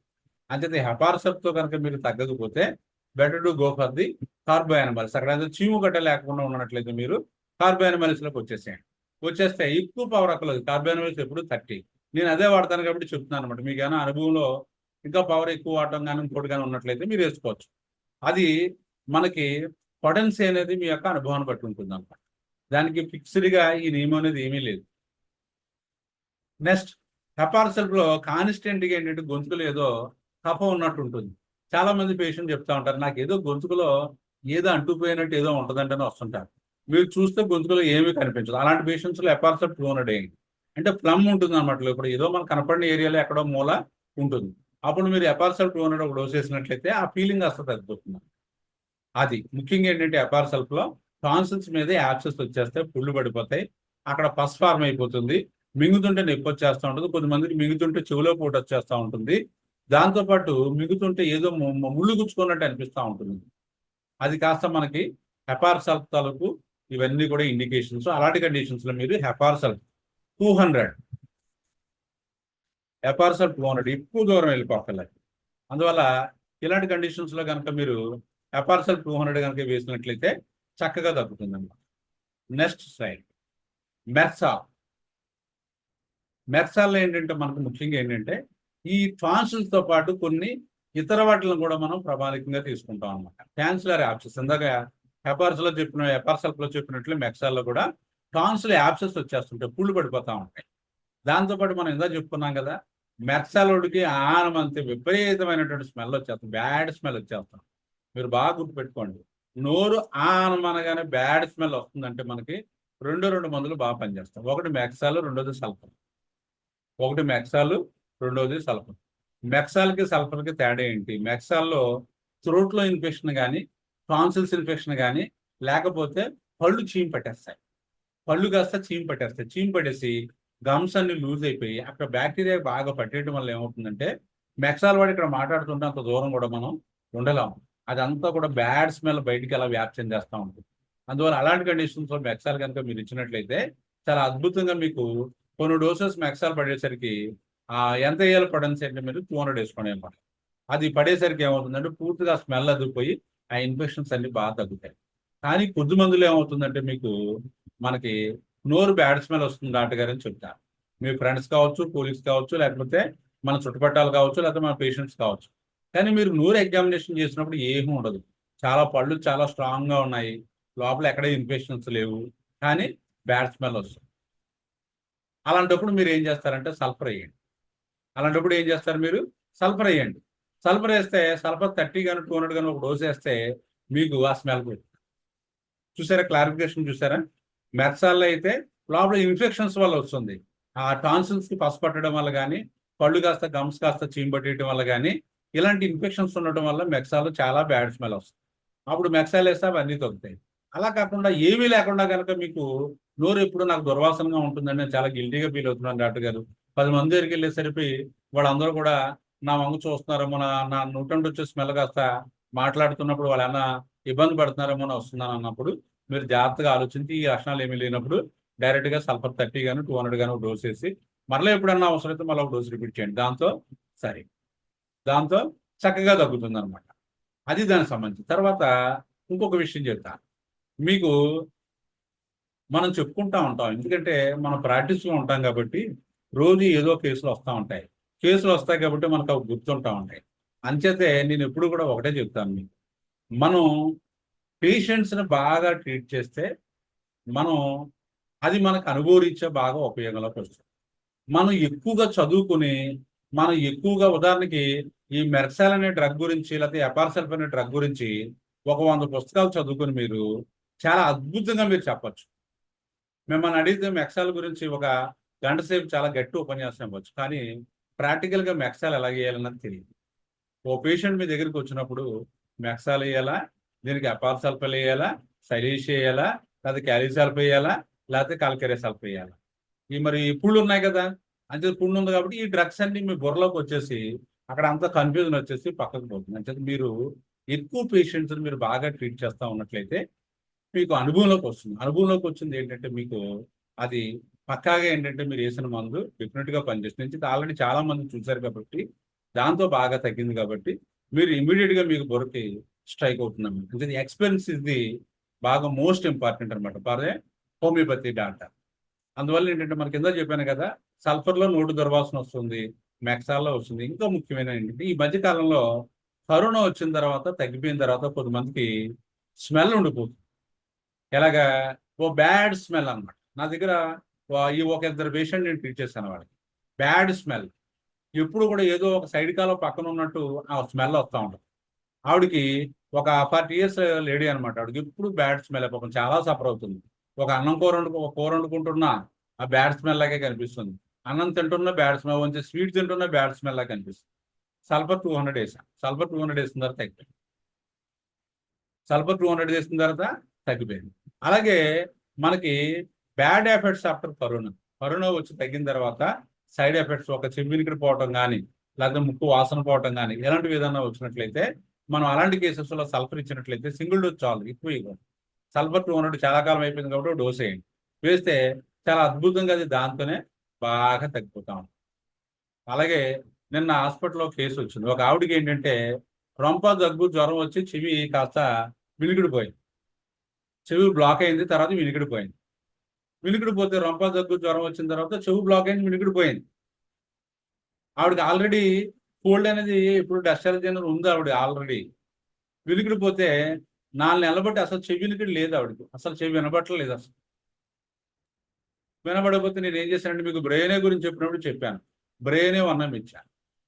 4 నెలలు అయింది కాబట్టి ఒక నెల వాడేసరికి పూర్తిగా వినికిడి వచ్చేసి మనం చెప్పాను కదా మీకు, ఏది చెవి వినికిడి పోయిన వాళ్ళలో అది రీసెంట్గా అయినట్లయితే బ్రెయినే వేయండి. బ్రెయినేతో చాలా అద్భుతంగా పనిచేస్తుంది. చాలా క్లినికల్ కండిషన్, క్లినికల్గా మనం చూసినటువంటి కండిషన్. అంటే చాలా మందికి చెవి సంబంధించినటువంటి కంప్లైంట్స్లో బ్రెయినే చాలా అద్భుతంగా పనిచేస్తారు. వినికిడి పోయినా, శబ్దాలు వినిపించకపోయినా వాళ్ళ ఆడియోమెట్రీను టెస్ట్ చేస్తారు. ఆ టెస్ట్ చేసినప్పుడు ఏమవుతుందంటే దాంట్లో రిడక్షన్ అయిపోతుంది అనమాట ఆ వినికిడి సౌండ్స్ అనేవి. అప్పుడు మీరు ఆ సాధారణంగా చెవి ఇక్కడ ఎక్కడ పోతుందంటే చెవికి వచ్చే ఇన్ఫెక్షన్స్ వల్ల, ముక్కుకు వచ్చే ఇన్ఫెక్షన్స్ వల్ల, ఈ కోల్డ్ వీటి వల్ల ఏమవుతుందంటే డస్ట్ అలర్జీస్ వల్ల చెవి కాస్త ఆ నెరవ కాస్త ఏమవుతుందంటే కొద్దిగా ఇంపేర్ అయిపోతుంది. అలాంటి కండిషన్స్ లో మీరు క్రానిక్ అయినట్లయితే బ్రెయిన్ వర్ణం వేయండి. బ్రెయిన్ వర్ణం చాలా వదిలేసినట్లయితే మళ్ళీ అవసరమైతే ఎప్పుడన్నా దూరంగా ఒక డోస్ వేయండి, గ్యాప్ ఇచ్చి. దాంతో పూర్తిగా వాళ్ళకి మళ్ళీ వినికిడి అనేది నార్మల్గా వచ్చేయడం అనేది జరుగుతుంది. ప్రాక్టికల్గా కూడా చాలా మంది కేసెస్ ఇవి చూసాం. అంతే తప్పించి మనం ఎక్కడెక్కడికో పోయి ఏవేవో డ్రగ్గులు తెచ్చేసుకుని మనం చేసుకున్నట్లయితే కొద్దిగా యాతన అవుతుందండి. అంతే మెక్సాల్లో ముఖ్యంగా మనం టాన్సిలైటిస్లోకి వద్దాం. మెక్సాల్లో ముఖ్యంగా ఏంటంటే టాన్సిలర్ యాబ్సెస్ వచ్చేస్తూ ఉంటాయి. టాన్సిల్స్ అన్ని బాగా పుండు పడిపోయి నోరు అంతా కూడా దుర్వాసన వచ్చేస్తూ ఉంటుంది. ఇంకో లక్షణం ఏంటంటే మెక్సాల్ వాడికి టంగ మీద ఈ టూత్ ఇంప్రింట్స్ ఉంటాయి అన్నమాట. మనం చూపిస్తే మీకు ఇక్కడ నాలుగు ఖర్చుకున్నట్లు ఆ ఎడ్జెస్లు ఏమవుతుందంటే టూత్ ఎలా గుచ్చేస్తే ఎలా ఉంటుంది అలా ఎడ్జెస్ లాగా పడిపోతాయి అన్నమాట. ఆ ప్రింట్స్ పడిపోతాయి. అది చాలా మంచి లక్షణం పరిధి మనకి మెక్సాల్ అనమాట. అంతేకాకుండా మనకి ఏమవుతుందంటే మెక్సాల్ సెలైవేషన్ ఎక్కువ ఉంది. నోరంతా కూడా ఎప్పుడు ఉమ్ము వచ్చేస్తూ ఉంటుంది అనమాట. అంతే ఎవరన్నా సరే మీ దగ్గరికి ఉమ్ము బాగా వచ్చేస్తుందండి, నాకు అతమాను వస్తూ ఉంటాను నేను అన్నప్పుడు కూడా మెక్సాల్ కన్సిడర్ చేయండి. ఎందుకంటే ఎక్కువ బాగా ర్యాంకింగ్ డ్రగ్ అనమాట దీంట్లో. అలాంటి కండిషన్స్ లో మనం మెక్సాల్ 200 ఇచ్చినట్లయితే మనకి ఆ మెక్సాల్తో మీకు బాగా తగ్గుతుంది. ఆ ఇన్ఫెక్షన్ అది పోతుంది, స్మెల్ పోతుంది, ఆ టాన్సిల్స్ కాస్త బాగా నార్మల్కి వచ్చేస్తాయి. నేను ఎంత చెప్పాను కదా, ఏదైనా టాన్సిల్స్ ఆ ఇన్ఫెక్షన్ ఉన్నప్పుడు హెపార్సల్ప్, మెక్సాల్ ఇలాంటి మందులు వేసిన తర్వాత ఆ చీమబట్టడాలు అన్ని తగ్గిపోయి ఆ టాన్సిల్స్ ఆ గడ్డ కాస్త తగ్గట్లేదు అనుకోండి, ఆ వాపు కాస్త లాగట్లేదు అనుకోండి, బెటర్ టు గివ్ ది కార్బోయానిమాలిస్. కార్బోయానిమాలిస్ ఇచ్చినట్లయితే ఆ గట్టిదనం కాస్త తగ్గిపోయి సాఫ్ట్ అయిపోయి దాని యథాస్థానానికి వచ్చేది. అంటే అవసరమైతే ఒక 2 డ్రగ్స్ మీరు మార్చుకోవచ్చు ఆ కండిషన్ బట్టి అన్నమాట. అదొకటి. Next merc bin iodide. ఇది సాధారణంగా చాలా మంది ఏంటంటే మెర్క్బిన్ అయోడ్, మెర్క్బిన్ ప్రోటోయోడైడ్ అని 2 ఉంటాయి మన దగ్గర. మెర్క్బిన్ అయోడైడ్, మెర్క్ ప్రోటోయోడైడ్. ఇవి మెక్సాల్ తాలూకు డ్రగ్స్ అన్నమాట. దీంట్లో మెర్క్బిన్ అయోడైడ్లో ఏంటంటే మనకి first tonsil affected the left side. ఏమీ లేదు, లెఫ్ట్ సైడ్ టాన్సిల్ ఫస్ట్ వాపు వచ్చి తర్వాత రైట్ సైడ్కి వస్తుంది. రెండోది లెఫ్ట్ సైడ్ ముందు పెయిన్ వచ్చి తర్వాత రైట్ సైడ్కి వస్తుంది. ఎందుకంటే దీంట్లో క్లారిఫికేషన్ లేదు, కానీ మెక్సాల్ తాలూకు సిమ్టమ్స్ ఉంటాయి. ఆ మెక్సాల్ తాలూకు సిమ్టమ్స్ ఉండి ముందు లెఫ్ట్ సైడ్ టాన్సిల్ ఎఫెక్ట్ అయ్యి తర్వాత రైట్ సైడ్ టాన్సిల్ కనుక వచ్చినట్లయితే మెర్క్బిన్ అయోడైడ్ 30 వేయండి. మెర్క్బిన్ అయోడైడ్ 30 వేయండి. ఇదే మనకి మెక్సాల్ ఏం చేస్తా ఉంటాం మనం 200 వేయండి. మెక్సాల్ బెటర్ ఇది 200 పవర్ బాగా పనిచేస్తుంది. అలాగే మనకి మెర్కోబిన్ అయోడైడ్ ఉంది కదా, ఇది మీరు మెర్క్బిన్ అయోడైడ్ అనేది 30 వేసుకోవచ్చు. మెర్క్బిన్ అయోడైడ్ 30 వేయండి. 30తో చాలా అద్భుతంగా వస్తుంది. ఒకటే క్లారిఫికేషన్ ఏంటంటే మనకి ఎడం పక్క టాన్సిల్స్ కాస్త ఫస్ట్ ఎడం పక్క టాన్సిల్ బాగా ఎఫెక్ట్ అయ్యి దాని తర్వాత కుడి పక్క వస్తుంది. కానీ మీ దగ్గరకు వచ్చేసరికి ఎడం పక్క ఉందనుకోండి, వచ్చి మెక్సాల్ తాలూకు సిమ్టమ్స్ ఆ స్మెల్ ఇవన్నీ ఉండి అది కాస్త ఒకవైపు టాన్సిల్ కాస్త బాగా ఇన్ఫెక్ట్ అయింది అనుకోండి, అప్పుడు మీరు ఏం చేస్తారంటే మెర్క్బిన్ అయోడైడ్ 30 వేయండి. 30 వేస్తే బాగా తగ్గుతుంది. అవసరం బట్టి మీరు 200 కూడా వెళ్ళచ్చు. అలా కాకుండా మెర్క్ ప్రోటోయోడైడ్ అని ఉంటుంది.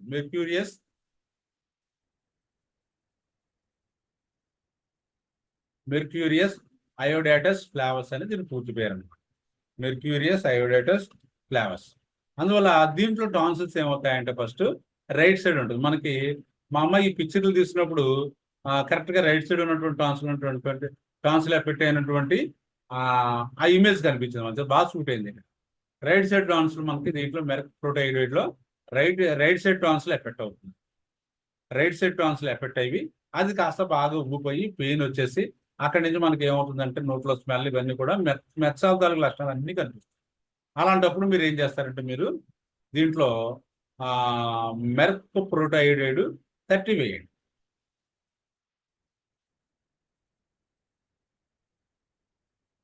మెర్క్ ప్రోటోయోడైడ్ 30. కొంతమంది మెక్సాల్ 6లు అవి వేస్తారు, వాళ్ళకు కూడా బాగా ఇంప్రూవ్మెంట్ వస్తుంది. కొంతమంది మెక్సాల్ 6లు ఇవన్నీ కూడా వాడటం అలవాటు ఉంటుంది. అంచేత అది మీ యొక్క ఎక్స్పీరియన్స్ని బట్టి వెళ్ళిపోవచ్చు, అది ఇబ్బంది ఏం కాదు. మీరు సాధారణంగా 200 దాటకుండా మీరు పొడన్స్ చేసినట్లయితే ఇన్స్టెంట్ రిజల్ట్ కనిపిస్తుంది. ఈ కేసెస్లో ముఖ్యంగా 200 దాటకుండా 30 కూడా బెస్ట్.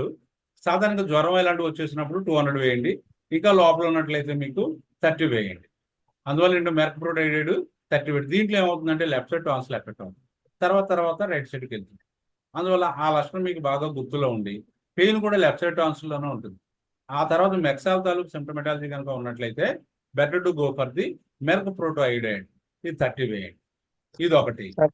రైట్ సైడ్ ఉంటేనే సార్ 30 సార్ ప్రోటైడ్ రైట్ సైడ్ ఉంటే రైట్ సైడ్ నుంచి స్టార్ట్ అయితే సార్ 30 అంతే. ప్రోటైడ్ మెర్కప్రోటోఐడైడ్ రైట్ సైడ్ ఉంటుంది.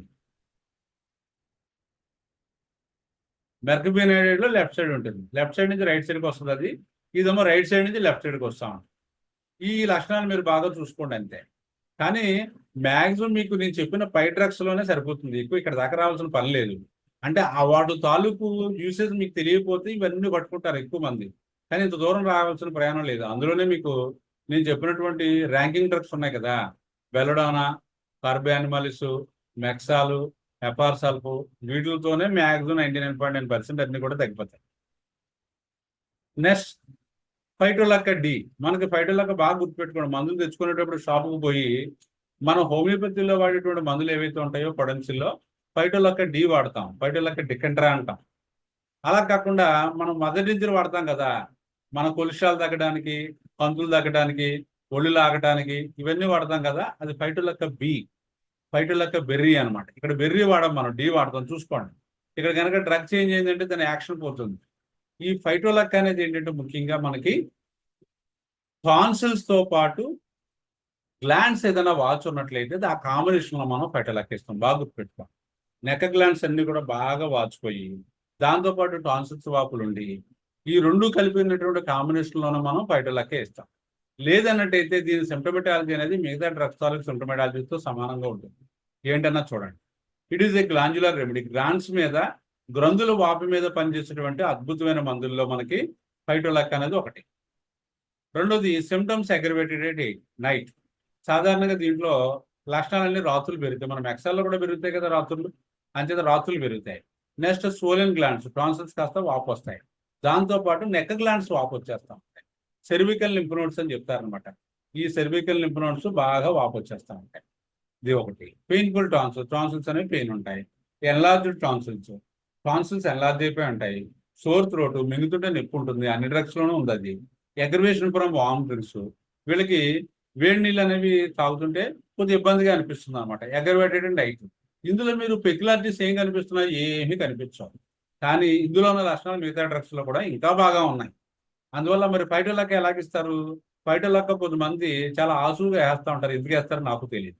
కానీ ఫైటోలక్కలో బాగా గుర్తుపెట్టుకోవాల్సింది ఏంటంటే టాన్సిల్స్ కంటే కూడా నెక్ గ్లాండ్స్ బాగా వాచిపోయి ఉంటాయి.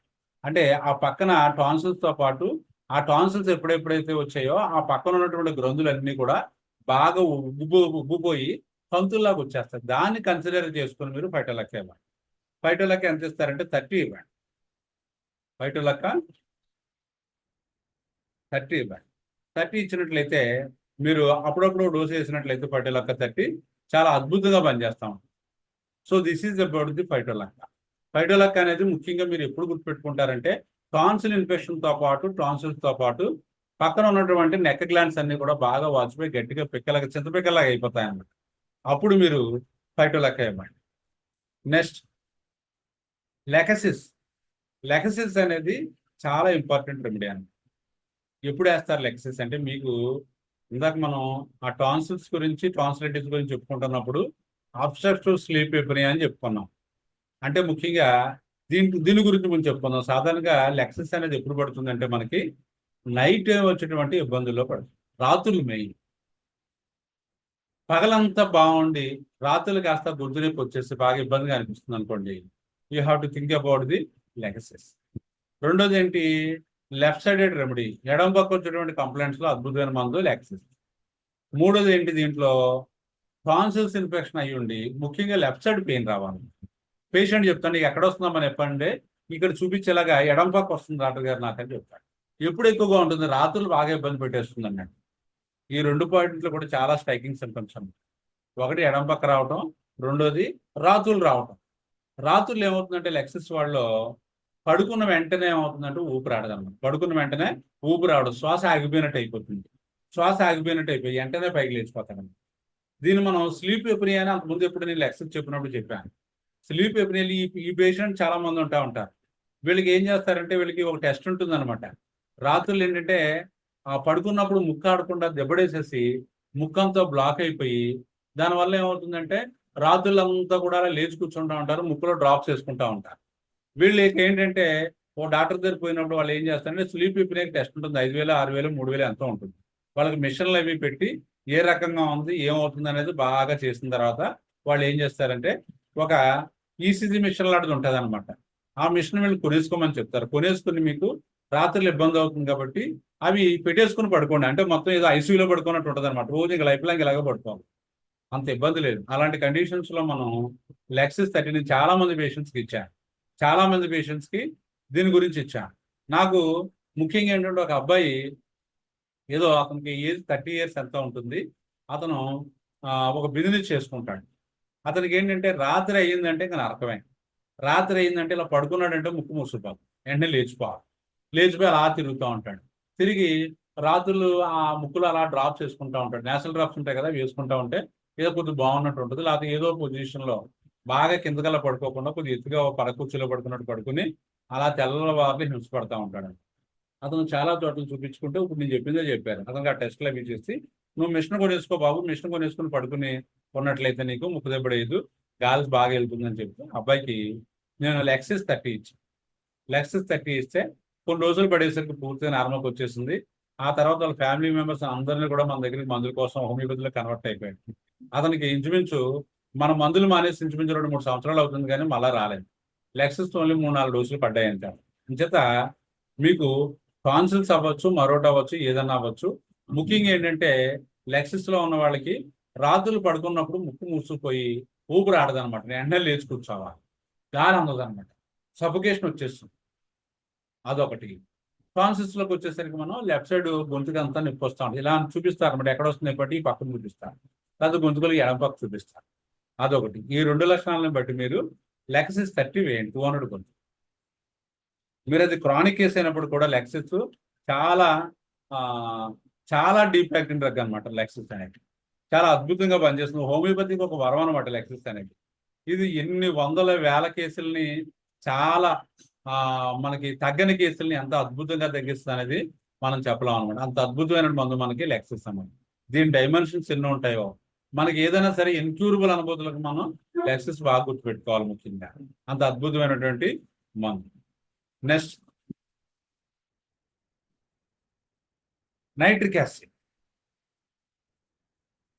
మనం ఇందా చెప్పుకున్నాం కదా, ఈ పిక్చర్ చూస్తున్నారా, ఇది ముందు ముఖ్యంగా ఇది చూడగానే మీకు ఏంటంటే హెపార్సల్ఫ్ అన్నమాట ఈ కేసు.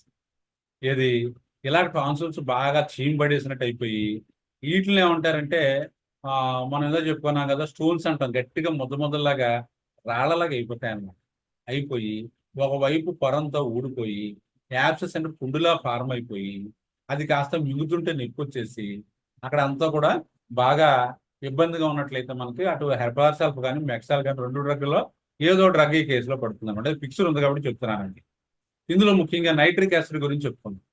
నైట్రిక్ యాసిడ్లు ఏంటంటే మనకి inflammation of the throat and tonsils. మనకి గొంతులో ఉన్నటువంటి టాన్సిల్స్ కాస్త వాపు వచ్చేసి అవి కాస్త నొప్పి వచ్చేస్తూ ఉంటాయి. సోలెన్ టాన్సిల్స్ కాస్త ఎన్లార్జ్ అయిపోతాయి. ఆల్సరేషన్ ఆన్ ది టాన్సిల్స్ అంటే టాన్సిల్స్ మీద పుండు పడిపోతూ ఉంటాయి. క్రాక్స్ కింద చిన్న పుండ్లు పడిపోతూ ఉంటాయి. మీకు నైట్రిక్ యాసిడ్కి హెపార్సల్ఫ్కి ఒకే ఒక కాంబినేషన్ లక్షణం చెప్తాను. గొంతు నొప్పిగా ఉంటుంది, థ్రోట్ పెయిన్ ఉంటుంది. హెపార్సల్ఫ్ వాడికి వీడికి కూడా ఇద్దరికి ఉంటుంది ఆ పెయిన్. ఇద్దరికి లక్షణాలు సేమ్ అలా ఉంటాయి. అక్కడ యాప్సెస్లోనే ఇచ్చి ఇక్కడ యాప్స్, కానీ అక్కడ ఎక్కువ థ్రోట్ యాప్సెస్లో ఎక్కువ హెపార్సల్ఫ్ ఇండికేట్ అవుతుంది అనుకోండి, పసుపు బాగా పెట్టేస్తే. కానీ నైట్రిక్ యాసిడ్లో ఏంటంటే మనకి గొంతుకులో ముళ్ళు గుచ్చుకున్నట్టు చురుకు పొడిచినట్టు గుర్తుపెట్టు. దాంట్లో ఫిష్ బోన్ సెన్సేషన్, ఏదో గొంతులో అడ్డుపడిపోయి ముళ్ళు అందులో ఉండిపోయినట్టు అనిపించింది హెపార్సల్ఫ్. నైట్రిక్ యాసిడ్ వాడికి ఎలాగా చురుకు గుచ్చుకున్నట్టు ఉంటుంది. మనం చూడండి, మనం ఫైల్స్ కంప్లీట్లో నైట్రిక్ యాసిడ్ ఎలాగ వేస్తాము, వాడు మోషన్కి వెళ్ళి వచ్చిన తర్వాత చురుకు సూదులతో అలా గుచ్చినట్టు ఉంటుంది అనమాట. ఆ పోటు వచ్చేస్తూ ఉంటుంది, అస్సలు మనశ్శాంతి ఉంటుంది, విపరీతంగా నొప్పి వచ్చేస్తూ ఉంటుంది. అలాంటప్పుడు ఏం చేస్తారు, నైట్రిక్ యాసిడ్ 30 కానీ 6 కానీ ఒక డోస్ ఇస్తే ఇమ్మీడియట్గా తగ్గుతుంది. అలాగే ఇక్కడ కూడా ఏంటంటే గొంతుకులు ఏమవుతుందంటే చురుకు పొడిచినట్టుండి ఎప్పుడు కాన్స్టెంట్గా పెయిన్ ఉంటా ఉంటుంది అనమాట నైట్రిక్ యాసిడ్. అలాంటప్పుడు మీరు నైట్రిక్ యాసిడ్ 6 కానీ అది acute గా బాగా ఇబ్బంది పెడుతున్నప్పుడు నైట్రిక్ యాసిడ్ 6 కాన్స్టెంట్ గా, అంటే మీరు అలాంటప్పుడు ఏం చేస్తారంటే 2-3 సార్లు డైలీ వేసేయచ్చు. డైలీ 2-3 సార్లు కనుక మీరు వేసినట్లయితే నైట్రిక్ యాసిడ్ 6 చాలా అద్భుతంగా తగ్గుతుంది. అలా కాకుండా నైట్రిక్ యాసిడ్ 30 వేశారనుకోండి, ఒక డోస్ చాలు. ఒక డోస్ చాలు. ఎన్ని రోజులు బాగుంటే అన్ని రోజులు చూసుకుని మళ్ళీ సెకండ్ డోస్ రిపీట్ చేసుకోవచ్చు. 6 అయితే మాత్రం ఫ్రీక్వెంట్ గా రిపీట్ చేసుకోవచ్చు.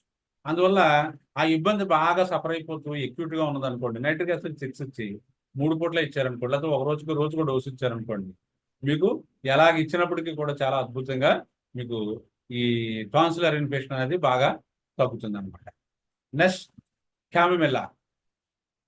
క్యామమిల్లాలో ఏంటంటే నేను చెప్పేది ఎలా ఏంటంటే ఒకటే, క్యామమిల్లా వాళ్ళు టాన్సిల్స్ గురించి క్యామమిల్లా ఇవ్వడు, కానీ ఈ పిల్లల్లో వచ్చినటువంటి కంప్లైంట్స్లో క్యామమిల్లా ఇండికేట్ అవుతుంది.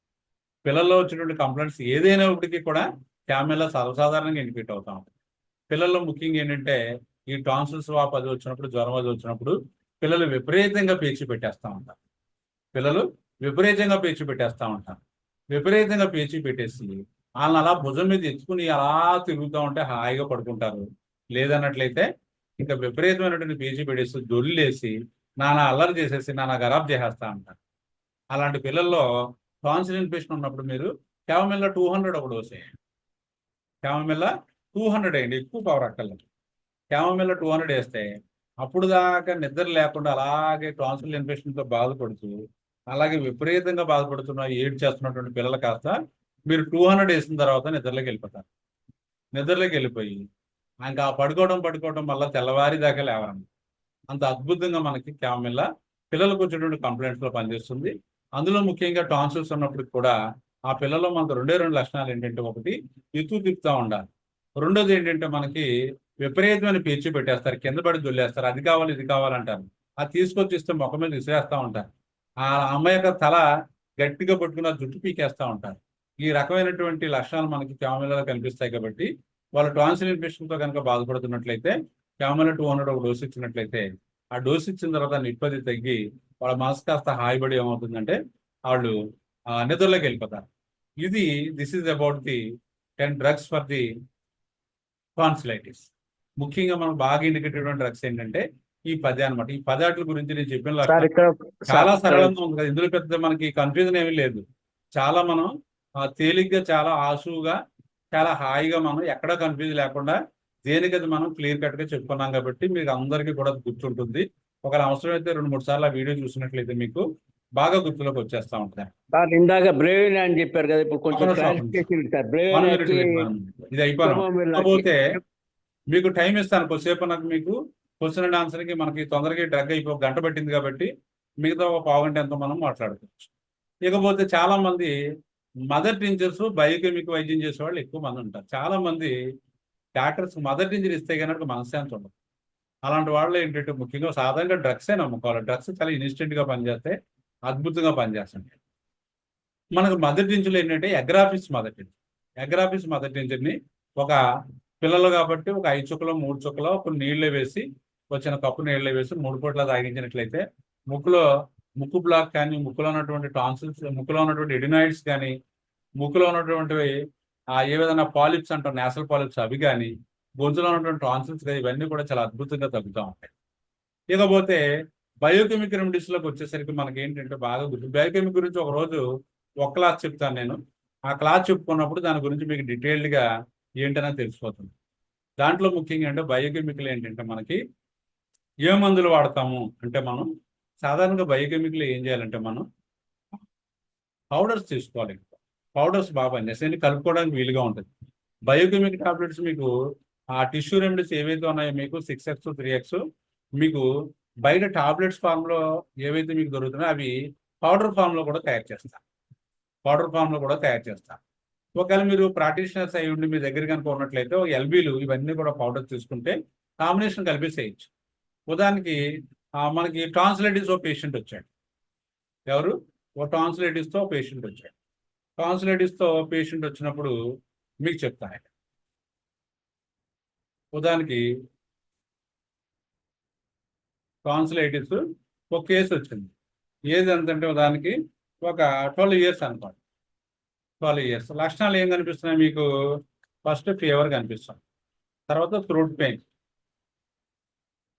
ఫీవర్ ఒకటి, థ్రోట్ పెయిన్ ఒకటి, హెడేక్ ఒకటి, తర్వాత ఇంకేం కనిపిస్తుంది, మింగుతుంటే నొప్పి, swallowing difficult, swallowing painful. Next ఇంకేం కనిపించింది, టాన్సిల్స్ కాస్త మీకు రెడ్గా కనిపిస్తున్నాయి. ఎలాగా, స్వాలోయింగ్ పెయిన్, తర్వాత రెడ్గా కనిపిస్తున్నాయి, redness of the tonsils.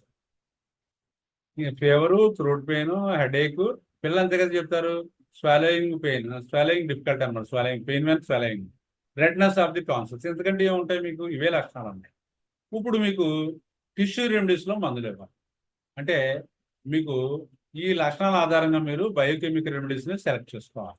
Fever ఉంది, ఈ 12 టిష్యూ రెమెడీస్లో మీకు ఫీవర్కి ఏమిస్తారు, ఫెర్రంపాస్ 6x. ఏమిస్తారు, ఫెర్రంపాస్ 6x, అంతే కదా, ఫెర్రంపాస్ 6x ఇస్తారు. బాగా ఎక్కువ దూరం వెళ్ళిపోకండి. నెక్స్ట్ థ్రోట్ పెయిన్ ఉంది, పెయిన్ అనుభూతులకు మనం ఏమి ఇవ్వచ్చు, పెయిన్ అనుభూతులకు సాధారణంగా మనం మ్యాక్ఫాస్ ఇవ్వచ్చు, మ్యాక్ఫాస్ 6x. పెయిన్ అనుభూతులకు మనం మ్యాక్ఫాస్ ఇవ్వచ్చు. ఇకపోతే హెడేక్ ఉంది కాబట్టి కూడా మ్యాక్ఫాస్ ఇచ్చాం. స్వాలోయింగ్ పెయిన్, మ్యాక్ఫాస్ ఇచ్చాం, రెడ్గా ఉంది కాబట్టి మీరు ఏం చేశారు, అక్కడ మళ్ళా ఫెర్రంపాసే వచ్చింది. రెడ్నెస్ కూడా ఫెర్రంపాస్ ఇండికేట్ అవుతుంది. ఈ రెండు ఇండికేట్ అయ్యి, మ్యాక్ఫాస్ ఇండికేట్ అయింది, ఫెర్రంపాస్ ఇండికేట్ అయ్యింది. మూడోది ఏంటంటే టాన్సిల్స్ అనేవి గట్టిగా ఉంటాయి, హార్డెండ్. అందువల్ల మీరు ఏం చేస్తారు, వీడికి ఇక్కడ కాల్కేరియా ఫ్లోరికా, కాల్కేరియా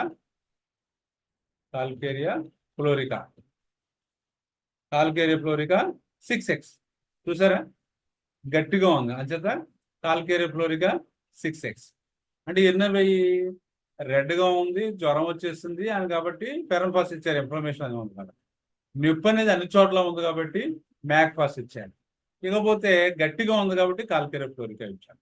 సాధారణంగా కొద్ది మందులు ఏమవుతుందంటే థ్రోట్లో పెయిన్ కాస్త చెవులో రావటం, ఇక్కడ నుంచి మళ్ళీ ఆ పక్కకి వెళ్ళటం అనేది జరుగుతుంది. కాబట్టి దాన్ని ఏమంటా ఉంటాం మనం, pain from tonsils to ear, pain from tonsils to ear or anyway, ఏ పక్కకి వెళ్ళినా సరే దానికి ఏం చేస్తాం, అది నెర్వ్ పెయిన్ కాబట్టి క్యాలిపాస్, ఇకపోతే టాన్సిల్ మీద యాబ్సెస్ ఉంది చిన్న, దాని మీద ఏమైంది మీకు టాన్సిలర్ యాబ్సెస్.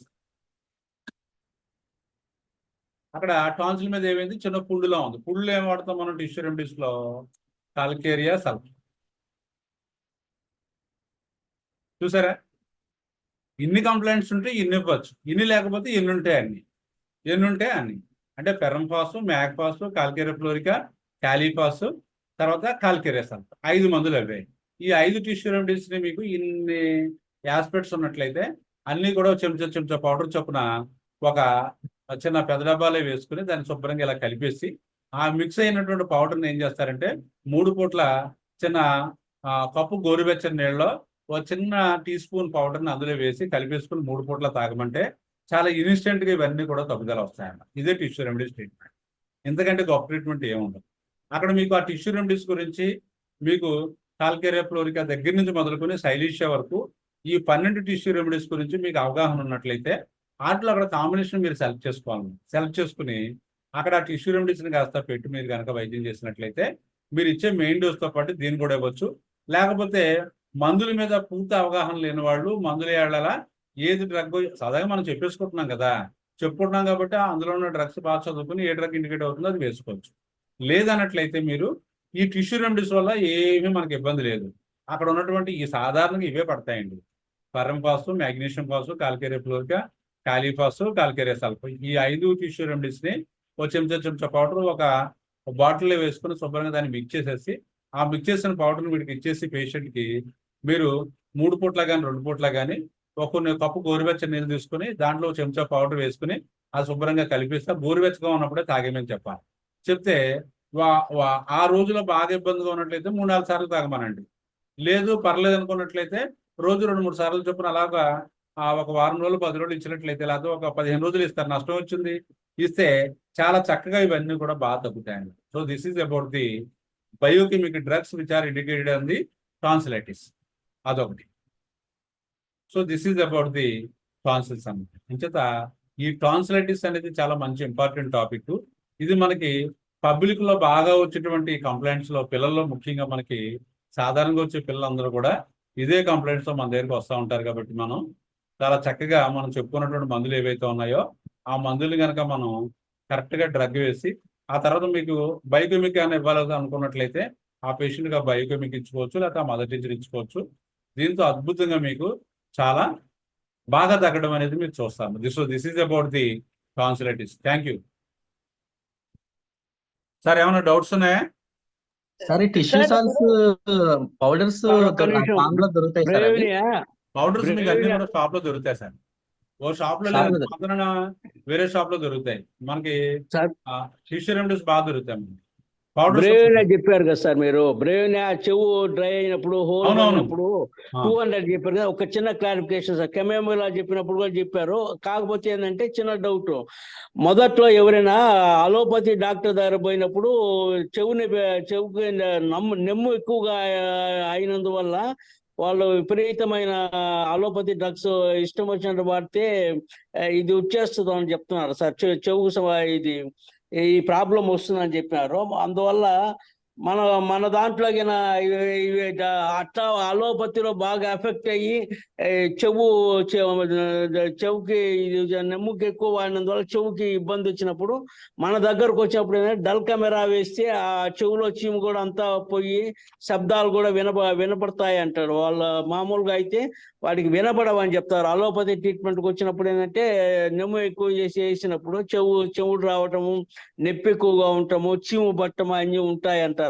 మన దగ్గరకు వచ్చినప్పటికైనా ఇది డల్ కెమెరా వేసినట్లయితే ముందు కొంచెం చీము తగ్గిపోతుంది, నెమ్మంతా బయటకు వస్తుంది అంటారు. ముందు నెమ్ము బయటకు వచ్చి చీము తగ్గుతుంది అంటారు సార్. అప్పుడు ఇక్కడ బ్రేవినియాను ఇది ఎట్లా ఐడెంటిఫై చేయాలి సార్ మనం? మీరు చెప్పిన బ్రెయిన్ క్లియర్ గా ఉంది. డ్రై అయిపోవటము, చెవు హోల్ ఉన్నప్పుడు అది బాగుంది. కానీ ఇప్పుడు ఎవరికైనా కానీ నెమ్ము ఎక్కువైనప్పుడు అలోపతిలో ఎక్సెస్ గా వాడినందువల్ల ఏంటంటే వాళ్ళకి ఈ సమస్యలు వస్తున్నాయి అంటున్నారు. ఆ సమస్యలు చెవు వినపడకపోవటము, పస్పామ్ కావటం ఇవన్నీ వచ్చినప్పుడు డల్ కెమెరా వాడితే, మన దగ్గర వచ్చినప్పుడు డల్ కెమెరా వాడితే మొత్తం ముందు చీమ అంతా పోతుంది, జలుబు కూడా పోతుంది, శబ్దాలు కూడా వినపడతాయని చెప్తున్నారు సార్. అనేది ఒకటి. డల్ కెమెరాకి చెవు మీద అంత ఎఫినిటీ లేదు సార్. అవును సార్. డల్ కెమెరా ఏంటంటే ఒక హీట్ దగ్గర నుంచి మనకి ఒక కోల్డ్ కి ఎక్స్పోజ్ అంటే ఫ్రమ్ హీట్ టు కోల్డ్ అనమాట. ఉదాహరణకి మీకు చెప్తాను, డల్ కెమెరా కంప్లైంట్స్ ఎలా వస్తాయంటే బాగా ఎండ కాసేసిన తర్వాత వర్షం పడుతుంది కదా. అవును సార్. బాగా ఎండ కాసేసిన తర్వాత వర్షం పడినప్పుడు బాగా ఎండను మనం అనుభవించి ఒక్కసారిగా కోల్డ్ కి ఎక్స్పోజ్ అయితే మనం ఆ చల్లదనం కాస్త మన బాడీ పట్టినట్లయితే అప్పుడు వచ్చేటటువంటి కంప్లైంట్స్ జ్వరం కానీ, దగ్గు కానీ, రొప్ప కానీ ఏవైతే ఉంటాయో వాటిల్లో మనకి డల్ కెమెరా ఇండికేట్ అవుతుంది. డల్ కెమెరా అయితే చాలా మోస్ట్లీ ఎక్కువ డ్రగ్ అండి, బాగా చిన్న తాత్కాలికంగా పనిచేసేటువంటి ఔషధం. అది పక్కన పెట్టండి. ఇకపోతే చెవి డెఫ్నెస్ అనేది సాధారణంగా ఎందుకు వస్తుందంటే మనకి ముఖ్యంగా ఈరి సంబంధించినటువంటి ఇన్ఫెక్షన్స్ అవి వచ్చినప్పుడు వస్తుంది. ముఖ్యంగా ఏంటంటే చెవులో ఈ కన్నాలు అవి పట్టడం, దాన్ని ఏమంటే సిఎస్ఓ ఏమంటాం, అంటే మనకి క్రానిక్ సపరేటివ్ ఒటైటిస్ మీడియా అని అది కానీ, లేకపోతే ఎక్యూట్గా ఏదైనా చెవుకి ఇన్ఫెక్షన్స్ వచ్చినప్పుడు కానీ, లేకపోతే మూడోది ఏంటంటే చెవులంటే అలా ఆ నీరు లాంటిది కానీ ఏదైనా కారుతున్నప్పుడు కానీ, నాలుగోది ఏంటంటే తరచూ మనకి రొంపతో దగ్గుతో బాధపడుతున్న వాళ్ళు తర్వాత ఏంటంటే చెవుకు సంబంధించినటువంటి కొద్దిగా వినికిడి తగ్గడం అనేది జరుగుతుంటుంది. ఎక్కువ కాలం అలా సఫర్ అవుతూ ఉంటాయి. రొంప, దగ్గు, విపరీతమైనటువంటి తుమ్ములు అటువంటి ఉన్నవాళ్ళు, ఇలాంటి వాళ్ళు మనకి వినికిడి సమస్య అనేది వస్తుంది. ఇందులో కొంతమందికి ఏమవుతుందంటే చెవు అంతా బ్లాక్ అయిపోతూ ఉంటుంది. బాగా తుమ్ములు అవి బాగా వచ్చేసినప్పుడు చెవు బ్లాక్ అయిపోయి ఆ తర్వాత మీరు వాళ్ళు ఏం చేయొచ్చు అంటే సాధారణంగా హోమియోపతిలో రారు కదా గమ్ముని. ఎంతమంది వస్తున్నారు ఈవేళ హోమియోపతిలో? కోట్లాది మంది జనం ఉన్నారు, కానీ అవును చాలా సార్, అదే తక్కువ మంది సమస్య. వస్తారు. అందులో మన దగ్గరికి వచ్చే కేసులన్నీ కూడా మన దగ్గరికి హోమియోపతిలో సాధారణంగా మనం ఒక రోజు ప్రాక్టీస్లో 100 మందిని చూసుకున్నట్లయితే దాంట్లో మనకి ఆ ఒక 10 కానీ లేకపోతే 5 మంది కానీ మనకి ఎవరు వస్తారు? ఇంగ్లీష్ మందులు వాడకుండా కంప్లైంట్స్ గురించి మన దగ్గరికి వస్తారు, అంతే కదా. అంటే ఇప్పుడు దానికి ఏదైనా కంప్లైంట్ తో సఫర్ అవుతున్నప్పుడు ఎలోపతిలోకి వెళ్లకుండా మన హోమియోపతిలోకి వచ్చే వాళ్ళు చాలా తక్కువ మంది ఉంటారు. వాళ్ళు వేల మీద లెక్క పెట్టచ్చు. ఇంకోటి సార్, డాక్టర్ దారి పోకుండా మన వాళ్ళు దగ్గరికి మందు వచ్చే షాప్ లో కేసులు కొంటారు. ఏంటంటే, మన హోమియోపతిలోకి వచ్చే కేసులు ఏంటంటే ఎక్కువ ఏంటంటే మనకి ఇతర వైద్య విధానాల్లో తగ్గనప్పుడు వాళ్ళు అందులో ఇంకా తగ్గలేదు కదా అని ఎవరన్నా మీలాంటి వాళ్ళు సజెస్ట్ చేసినప్పుడు వాళ్ళు ఏం చేస్తారంటే ఆ భరోసా తీసుకుని హోమియోపతిలోకి వస్తారు. పలానా వాళ్ళు చెప్పారండి, పలానా వాళ్ళకి సయాటికా తగ్గిందంట, పలానా వాళ్ళకి మైగ్రేన్ తగ్గిందంట, పలానా వాళ్ళకి సైనసైటిస్ తగ్గిందంట, లేకపోతే పలానా వాళ్ళకి చెవి ప్రాబ్లం తగ్గిందంట, అంచేత అది మిమ్మల్ని దగ్గరికి వెళ్ళమని చెప్పారు, మేము చాలా వైద్య విధానాలు చేయించుకున్నాం ఎక్కడా తగ్గలేదన్న వాళ్ళు ఎక్కువ నియర్లీ 80% ఉంటారు. మిగతా 10% ఏంటంటే హోమియోపతి తాలూకు ఎవరైతే ఫ్యామిలీ మెంబర్స్ ఉంటారో లేకపోతే ఎవరైతే ఆ ఫాలోవర్స్ ఉంటారో వాళ్ళు ఏ కంప్లైంట్ వచ్చినా సరే వాళ్ళు హోమియోపతి మందులే వాడతారు. అది ఒక వాళ్ళ యొక్క ఆ డైలీ రొటీన్లో అది అయిపోతుంది. వాళ్ళు సాధారణంగా మిగతా వాటిలోకి వెళ్ళడానికి ఇష్టపడరు. ఎక్కడో రేర్ కేసెస్ ఏంటంటే మనకి డైరెక్ట్గా వాళ్ళంతటి వాళ్ళు వచ్చేవాళ్ళు తక్కువ మంది ఉంటారు. అంటే అది ఇది చాలా నెగ్లిజిబుల్ అనమాట. ఇంతకీ ముఖ్యంగా ఏంటంటే మీరు అడిగిన దానికి ఏంటంటే చెవులోంచి వినికిడి తక్కువగా ఉన్నప్పుడు నేను చాలా సందర్భాల్లో చెప్పాను. ఎందుకంటే ఇవి సాధారణంగా తగ్గే కేసులు కాదు. ఇది ఆ మందు ఈ మందు వేసి దాన్ని ఆల్చన చేసేసి దాన్ని మనం నష్టపట్టించేస్తాం. నష్టపట్టించేస్తే పేషెంట్ కొన్నాళ్ళు వాడేసి ఈ హోమియోపతి కదా ఆ హోమియోపతికి ఆ హోమియోపతి ఇలా తిరుగుతూ ఉంటాడు. అంచేత ఇందాక ఒక కేసు చెప్పాను. ఒక ఆవిడకి ఏంటంటే ఒక 40 years ఉంటాయి. ఆవిడకి ఏంటంటే రొంప దగ్గు జ్వరం వచ్చిన తర్వాత ఆ తుమ్ములకి వాటికి చెవు బ్లాక్ అయిపోయిందంట. బ్లాక్ అయిపోయిన తర్వాత ఆ తర్వాత ఏమైందంటే ఆవిడ మిగతా వైద్య విధానంలో ట్రీట్మెంట్ చేసుకుంటే యాంటీబయాటిక్స్ అవన్నీ వాడింది, వినికిడి పోయింది. వినికిడి పోతే మన దగ్గరికి ఆ వినికిడి సమస్య గురించే వచ్చింది. వినికిడి సమస్య గురించే వచ్చినప్పుడు నేను ఓ మాట చెప్పాను ఆవిడకి, అమ్మ నేను మందు ఇచ్చిన తర్వాత ఒకవేళ వస్తే మళ్ళీ నీకు తుమ్ములు దగ్గులు వస్తాయి, నీకు దాని గురించి నువ్వు కంగారు పడకని చెప్పాను. చెప్పి బ్రెయినే ఇచ్చాను. బ్రెయినే ఇస్తే ఆవిడికి ఒక నెల వాడేసరికి మళ్ళీ చెవి కాస్త బాగా వినికిడి అనేది మళ్ళీ నార్మల్కి వచ్చేస్తుంది. అందువల్ల ఇంకొకటి అలాంటి చాలా కేసులు ఉన్నాయి. మీరు ఎవరికైతే మీకు ఆ చెవి హీరింగ్ తగ్గిపోయిందో బాగా లేకపోతే మైల్డ్ లెవెల్ ఎక్కడైతే వినబడుతుందో అలాంటి కేసెస్లో కనుక క్రానిక్ కేసు అయినట్టయితే మీకు అవి సంవత్సరాల తరబడి ఇదే కంప్లైంట్తో సఫర్ అవుతున్నట్లయితే అలాంటి కేసెస్లో బ్రెయినే వర్ణం ఇచ్చి మీరు బాగా గ్యాప్తో కనుక ఒక డోస్ వేస్తున్నట్లయితే వాళ్ళు మ్యాక్సిమం మీకు అసలు ఎక్కడ కూడా ఇంకా నాకు మళ్ళీ వినికిడి రాదనే ఫీలింగ్ ఉంటుంది. ఎంతో కొంత వస్తుంది. నెమ్మదిగా వాళ్ళకి మళ్ళీ వినికిడి రావడం అనేది మనం గమనించాం కాబట్టి ఆ ప్రాక్టికల్ ఎక్స్పీరియన్స్ని మీతో షేర్ చేసుకోవడం అయింది. అంతే తప్పించి డల్కమెరాలోను ఇంకో డ్రగ్స్ అంటే మనకి తగ్గి తీరాలి. అది తగ్గిన ఎక్స్పీరియన్స్ చెప్పుకోవాలి తప్ప ఒక డ్రగ్లో ఇచ్చినటువంటి మనకి ఆ ఇండికేషన్స్ మనం ఎప్పుడు కూడా ప్రాక్టికల్గా చెప్పుకోకూడదు. ఎందుకంటే మనకి తలనొప్పిని కనుక రిపీటర్లో కొడితే కొన్ని 100, 200, 300 మందులు వస్తాయి. అందులో మైగ్రేన్ ఎన్ని మందులు తగ్గించగలరు? ఇనిషియేట్గా పేషెంట్ తగ్గించాలంటే 200 మందులు చదివి ఎక్కడ తగ్గిస్తాం మనం? ఆ ఎక్స్పీరియన్స్ బట్టి మనం తగ్గిస్తాం. నెక్స్ట్ సార్, ఇందాక కార్బన్ యానిమల్స్ గురించి చెప్పారు. బ్రష్ లో Thank you, sir. గడ్డలు ఉన్నా కూడా Clarification. తగ్గుతాయి అని. ఈ బ్రష్ లో గడ్డలు అనేది బిఫోర్ మెన్సెస్ ఎక్కువ అవటం, ఆఫ్టర్ మెన్సెస్ తక్కువ అవటంలో ఏమైనా మందు చెప్తారా సార్? అది లెక్సిస్ లో ఉంటుంది సార్. సాధారణంగా ఒక కేసులో నేను ఒక ఆవిడకి ఆవిడ కూడా ఇంచుమించు 45 years ఉంటాయి. ఆవిడకి ఏంటంటే బ్రెస్ట్ పెయిన్ వచ్చేస్తూ ఉంటుంది. గడ్డలు పక్కన పెట్టండి, బ్రెస్ట్ పెయిన్ వచ్చేస్తూ ఉంటుంది. బ్రెస్ట్ పెయిన్ వచ్చేసి అదేంటంటే పీరియడ్స్ ముందు ఒక వారం రోజుల ముందు స్టార్ట్ అయిపోయింది. స్టార్ట్ అయిన చేత అన్బేరబుల్ గా వచ్చేసి అసలు ఇలాగా ఆవిడకి ఆ బ్లౌజ్ పెట్టుకోవడం కూడా బటన్స్ పెట్టుకోవడం చాలా కష్టం అయిపోతూ ఉంటుంది. అంత అన్బేరబుల్ పెయిన్ వచ్చేస్తుంది. కానీ మెన్సెస్ రాగానే మొత్తం అన్ని తగ్గుతాయి. మనకి లెక్సిస్ లో 2 కంప్లైంట్స్ ఉంటాయి. ఏంటంటే ailments are complaints are ameliorated by the onset of the discharges వస్తున్నంతసేపు హ్యాపీగా ఉంటుంది. డిశ్చార్జెస్ ఆగిపోతే కంప్లైంట్స్ పెరిగిపోతాయి. ఆ లక్షణం మనకు లెక్సిస్ లో ఉంటుంది.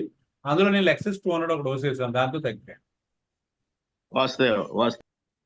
సార్ చెప్పడమ్మా. సార్ బ్రయోనియా ఇప్పుడు కొంతమందికి లాంగ్ స్టాండింగ్ హియరింగ్ లాస్ ఉంటుంది. అంటే చిన్నప్పుడంతా ఇట్లా అయిపోయి మన దగ్గరకు వచ్చేటప్పటికి వాళ్ళు ఒక 20-30 years వాళ్ళు ఉంటారు. పుట్టినప్పటి నుంచి డెఫినెస్ ఉంటే మనం ఏం చేయలేం దాన్ని. పుట్టినప్పటి నుంచి కాదు, తర్వాత ఏమైనా వచ్చినట్లయితే మనం జాగ్రత్తగా బ్రెయిన్ ఇచ్చినట్లయితే, బ్రెయిన్ అంటే ఎందుకు చెప్తున్నానంటే బ్రెయిన్ అయితే మనం తగ్గించాం కాబట్టి మనకున్న హోప్స్ లో అది ఒకటి, అది అంతకంటే ఇంకా హోప్స్ లో ఒకటి. అలాంటి కేసెస్ లో బ్రెయిన్ ఇచ్చినట్లయితే డిఫరెంట్ గా మనకు మార్పు వస్తుంది. అలాంటి కేసెస్ లో ఎక్కువ కాలం నుంచి ఉంది కాబట్టి మీరు డైరెక్ట్లీ స్టార్ట్ విత్ బ్రెయిన్ వర్ణం. Not Okay. With 30 and 200 chronic అయిపోయింది కాబట్టి బ్రెయిన్ 1 ml ఈచ్ Monthly నెలకు once. ఒకసారి మీరు ఆ రివ్యూ తీసుకుంటా ఉండి అవసరమైతే మళ్ళీ నెలకు ఒకసారి మళ్ళీ డోస్ రిపీట్ చేస్తా ఉంటే మీకు డెఫినెట్ గా మార్పు వస్తుంది. ఇంకా ఏమైనా ఆల్టర్నేటివ్ డ్రగ్స్ ఉంటాయి సార్ వెనిటిడ్ లోపానికి? సార్ ఈ ట్యూబర్కులము బ్యాసిలం కూడా పనిచేస్తాయి కదా సార్ టాన్సిలైటిస్ కి ఏ కండిషన్ లో వాడాలి చెప్పండి సార్. ట్యూబర్కులము బ్యాసిలము రెండు పనిచేస్తూ ఉంటాయి.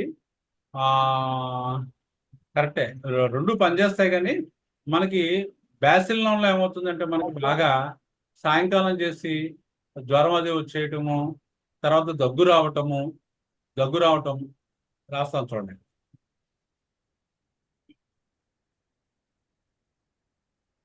సార్ థైరాయిడ్ కోసం చెప్తున్నారు, క్లాస్ తీసుకుంటాం అని చెప్పారు. చెప్తాను మధ్య మధ్యలో క్లాస్ చెప్తాను. డాక్టర్ గారు సార్ నమస్తే సార్. తర్వాత ఒక 8 నెలల పాపకి అప్పుడప్పుడు పొట్ట ఇదవుతుంది, కొంచెం ఏడుస్తూ ఉంటుంది. నేనేమో ఎంపీ రెండు కలిపి వేస్తూ ఉంటాను. అలా కాకుండా డోస్ ఏం వేయాలి? నాలుకేమో తెల్లగా ఉంటుంది, తర్వాత చిన్న స్మెల్, చొంగేమో చిన్న స్మెల్ ఉంటుంది. అయితే డోస్ ఏం వేయాలి అని, ఎలా వేయాలి, ఫ్రీక్వెన్సీయా లేకపోతే ఎలా వేయాలి, ఎంత పొటెన్స్ చేయాలి? పాపకి ఏజ్ ఎంత అండి? 8 నెలల పాప అండి. 8 నెలల ఉమ్. 8 months. ఆ. 8 months పాప. ఏంటి కంప్లైంట్స్ ఏంటి? అదే పొట్ట అంటే మోషన్ అవ్వదు, పొట్ట నొప్పిగా ఉంటుంది, కొంచెం గునుస్తూ ఉంటుంది, అంటుంటది కొంచెం. 2 రోజులకి మళ్ళీ ఫ్రీ అయిపోతుంది మోషన్ అది. నేనేమో ఇలా NP ప్లస్ MP రెండు కలిపి వేస్తూ ఉంటాను. అలా కాకుండా డోస్ ఏదైనా వేయాలి అంటే పొటెన్సీ ఇది ఎంత వేయాలి? మాక్సిమం గా 30. 30 వేయాలి. Okay sir. 30 ఒక డోస్ వేస్తే సరిపోతుంది. మళ్ళీ అవసరంతో వారానికి ఒక డోస్ వేయండి. 2-3 డోసులు పడేస్తే తగ్గిపోతుంది అమ్మా. ఓకే. అలాగే సార్. బ్యాసిల్ ఏ రకంగా పనిచేస్తుంది మనం టాన్సిలైటిస్ అంటే మనకి ఏంటంటే బ్యాసిలలో ఎక్కువ మ్యూకస్ పడతా ఉంటుంది, అంటే గొంతులో ప్లమ్ ఉంటా ఉంటుంది. రెండోది ఫేవరిష్ గా ఉంటుంది, అది కూడా ఈవినింగ్ సాధారణంగా టెంపరేచర్ రైజ్ అవుతూ ఉంటుంది. పిల్లలు లీన్ గా ఉంటారు, వీళ్ళు మనం చెప్పుకున్న బాగా చిక్కిపోయినట్టు ఉంటుంది. తర్వాత గ్లాండ్యులర్ స్వెల్లింగ్స్ ఉంటాయి. గ్లాండ్యులర్ అంటే నెక్ గ్లాండ్స్, ఇవన్నీ కూడా నెక్ గ్లాండ్ స్వెల్లింగ్ ఉంటాయి ఎక్కువ.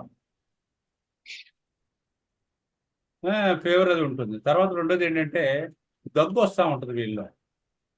దాంతోపాటు ప్లమ్ పడిపోతూ ఉంటుంది, దగ్గుతో పాటు ప్లమ్ వచ్చేస్తూ ఉంటుంది, సన్నగా ఉంటారు. తర్వాత థ్రోట్ పెయిన్ కూడా ఉంటుంది. ఏంటి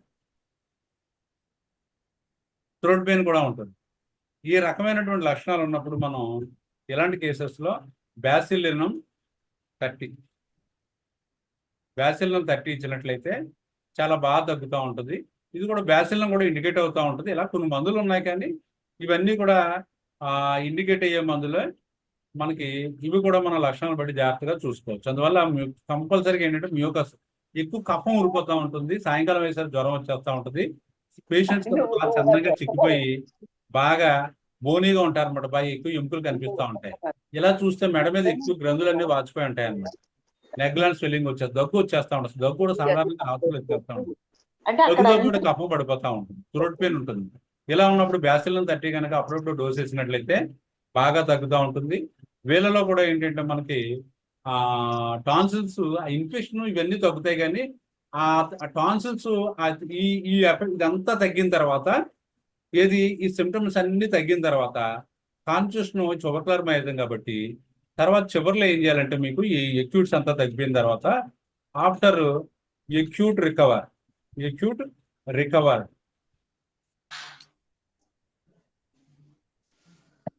చుబర్కులం 30, అప్పుడు మీరు చుబర్కులం 30 వేయండి. 30 వేస్తే ఆ టాన్సిల్స్ కాస్త తగ్గిపోతాయి. బ్యాసిలంతో టాన్సిల్స్ మీకు పూర్తిగా నార్మల్కి రావు, ఇన్ఫెక్షన్స్ అన్ని తగ్గిపోతాయి, అత్మాలు జ్వరం రావడం తగ్గిపోతుంది, కఫం పోతుంది, అన్నీ పోతుంది. కానీ ఏమవుతుందంటే మీకు బ్యాసిలినం టాన్సిలైటిస్. ఏమండి, బ్యాసిలంతో ఈ ఇన్ఫెక్షన్స్, జ్వరాలు, దగ్గులు, రొంపలు ఇవన్నీ తగ్గిపోయిన తర్వాత పేషెంట్ హాయిగా బాగున్నప్పుడు చుబర్కులం 30 వేయండి, అవసరమైతే 200 వేయండి. అలా 1-2 డోసులు పడేసరికి అదంతా కూడా నార్మల్కి వస్తుంది అన్నమాట. So this is about the tonsillitis. Okay sir. Doctor గారు డాక్టర్ నమస్కారం. నమస్తే. ఈ మన కార్బో యానిమల్స్ వేయడానికి మీరు టాన్సిల్స్ హార్డ్ గా ఉండాలన్నారు కదా, అవి హార్డ్ గా ఉన్నాయా లేకపోతే లేదా అని మనకి ఎలా తెలుస్తుంది డాక్టర్? చూస్తే తెలుస్తుంది మీకు. అందులో మీరు టార్చ్ లైట్ పెట్టి చూస్తే గట్టిగా ఉన్నట్టు ఉంటాయి టాన్సిల్. అదే హార్ట్గా అంటే మనం ఏం నొక్కి చూడకూడదు సుమా, అదిలా చూడగానే మీకు తెలుస్తుంది. చూస్తే మీకు ఇక ఇతర ఏ రకమైనటువంటి పుళ్ళు గిళ్ళు దాని మీద ఏముండవు, గట్టిగా ఉండి రాళ్ళ ఉంటాయి. ఏ లక్షణాలు, జ్వరం ఇలాంటివి ఏమి ఉండవు. ఏదో కొద్దిగా ఉంటే పెయిన్ ఉండొచ్చు. అప్పుడు మీరు కార్బానిమాలిస్ ఇస్తే చాలా అద్భుతంగా తగ్గుతుంది అన్నమాట. Okay sir, thank you very much sir. నమస్కారం సార్. నమస్తే. నమస్కారం సార్. థైరాయిడ్ కోసం ప్లాన్ చేయండి సార్. నమస్కారం సార్.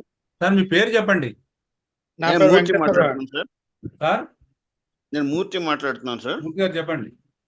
సార్ ఇప్పుడు ఇది ట్రాన్స్లైటిస్ సంబంధించిన కేసు కాదు. ఒక 74 ఏళ్ల వృద్ధుడు ఒక ఆయన ఉన్నాడు. ఆయనకి ఏంటంటే urine incontinence number of times రాత్రిపూట వెళ్లాల్సి వస్తుంది. ఆయనకి ట్యూబరికల్ మిస్టేక్ కొద్దిగా రిలీఫ్ వచ్చింది కానీ టెంపరీ రిలీఫ్ వస్తుంది. చాలా హోమియో డాక్టర్స్ చాలా మంది దగ్గరికి వెళ్ళారు. మందు ఏం వేశారు, మెడిసిన్ ఏం వేశారు? ట్యూబరికల్ మిస్టేక్ కొద్దిగా రిలీఫ్ వచ్చింది సార్. బాగుంది. వనం ఇచ్చారు.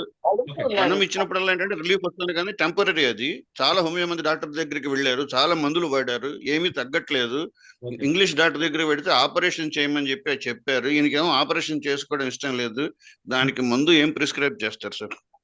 అంటే సాధారణంగా ఏంటంటే మనకి ఏజ్డ్ పీపుల్ లో ఇలాంటి కంప్లైంట్ వస్తుంది. దాన్ని ఏమంటామంటే బీపీహెచ్ అంటారు, బెనైన్ ప్రోస్టేట్ హైపర్ట్రోఫీ అని. అది ప్రోస్టేట్ గ్రంథి వాపోలో వస్తుంది అన్నమాట. ఇది ప్రోస్టేట్ గ్రంథి వాపోలో వస్తుంది. ఇది సాధారణంగా 40 సంవత్సరాలు దాటిన తర్వాత ఎవరికన్నా వస్తుంది. ముఖ్యంగా పేషెంట్ ఏజ్ 70 years. 70 అవును sir, 74. Incontinence of the urine, ఎక్కువ నీరుని తరచు వెళ్ళిపోతా ఉంటుంది. కాబట్టి ఇది ఆ ప్రోస్టేట్ గ్రంథి వాపోల్లో ఏమవుతుందంటే యూరిన్ తరచు అవుతా ఉంటుంది. వీటిలో మనం బాగా గుర్తుపెట్టుకోవాల్సిన మందు ఏంటంటే మనకి ప్రోస్టేట్ గ్రంథి వాపు ఉంది కాబట్టి సాధారణంగా ఈ గుండెలో స్టంట్లు లేకపోతే ఇతర ఫారెన్ మెటీరియల్ ఇలాంటివి ఏమీ లేనప్పుడు బెటర్ టు సైలీషియా 200 ఒకటి వస్తుంది. సైలీషియా 200 ఒకటి వస్తే ఈక్విజిటం మొదటించాడు.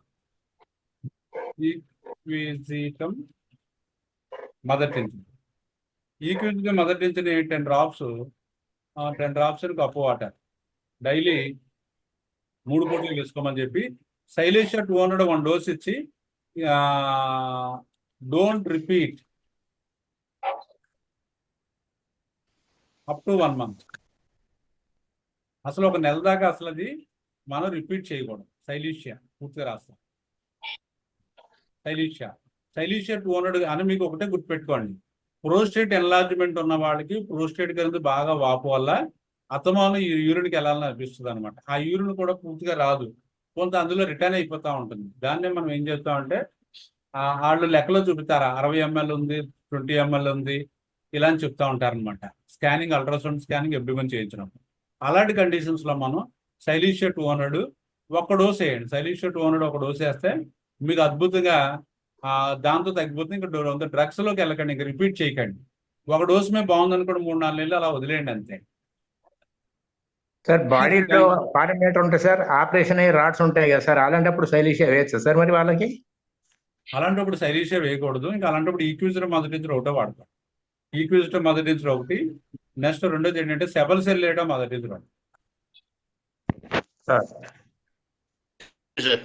సెబల్సెల్లేటం మొదటి, ఈ 2 కూడా మొదటించండి. ఫోటో అలాగే 2-3 పూటలు పెట్టేసుకుంటే బెస్ట్.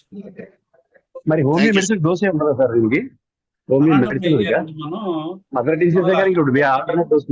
చేయాలనుకున్నట్లయితే మనకి ఏంటంటే అలాంటి కండిషన్స్ లో మరి ఎందుకంటే ప్రోస్టేట్ గ్రంథి తగ్గితే తప్ప మీకు యూరిన్ ఇన్కాంటినెన్స్ తగ్గదు. బాగా గుర్తుపెట్టుకోండి.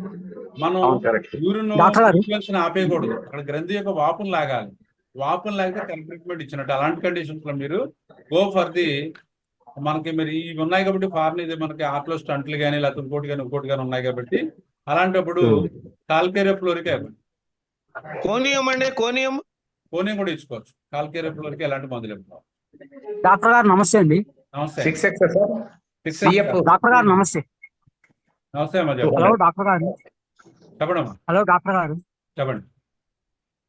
డాక్టర్ గారు చెప్పండి అమ్మా. చెప్పండి సార్, చెప్పండి, మాట్లాడండి. నమస్తే డాక్టర్. మోషన్ యూరిన్ బాగా దుర్వాసన వస్తుంది సార్. దాదాపు ఒక 2 మీటర్ల వరకు వస్తుంది. వాళ్ళకైతే మెక్సాల్ ఇచ్చాం కానీ వర్కౌట్ కాలేదు సార్. 200 ఉమ్, ఓ 2 డోసులు వేసినా తగ్గలేదు, మళ్ళీ రిపిటేషన్ అవుతుంది సార్. ఉమ్. ఎట్లా sir? Happens KP water KP ఆపితే కూడా ఇచ్చాను. కేపీ ఇచ్చిన తర్వాత బాగానే ఉంటుంది. మళ్ళీ 15 రోజులు 20 రోజులు అయిపోగానే, మెడిసిన్ అయిపోగానే 15-20 రోజుల తర్వాత మళ్ళీ వాసన వస్తుంది.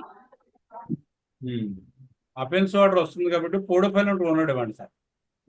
ఫోడోఫైలం, యూరిన్, మోషన్ ఇవ్వండి. రెండు పోతుందండి వాసన. మీకు సాధారణంగా మోషన్ బ్యాడ్ స్మెల్ వస్తే పోడోఫైలం అద్భుతంగా పనిచేసేస్తుంది.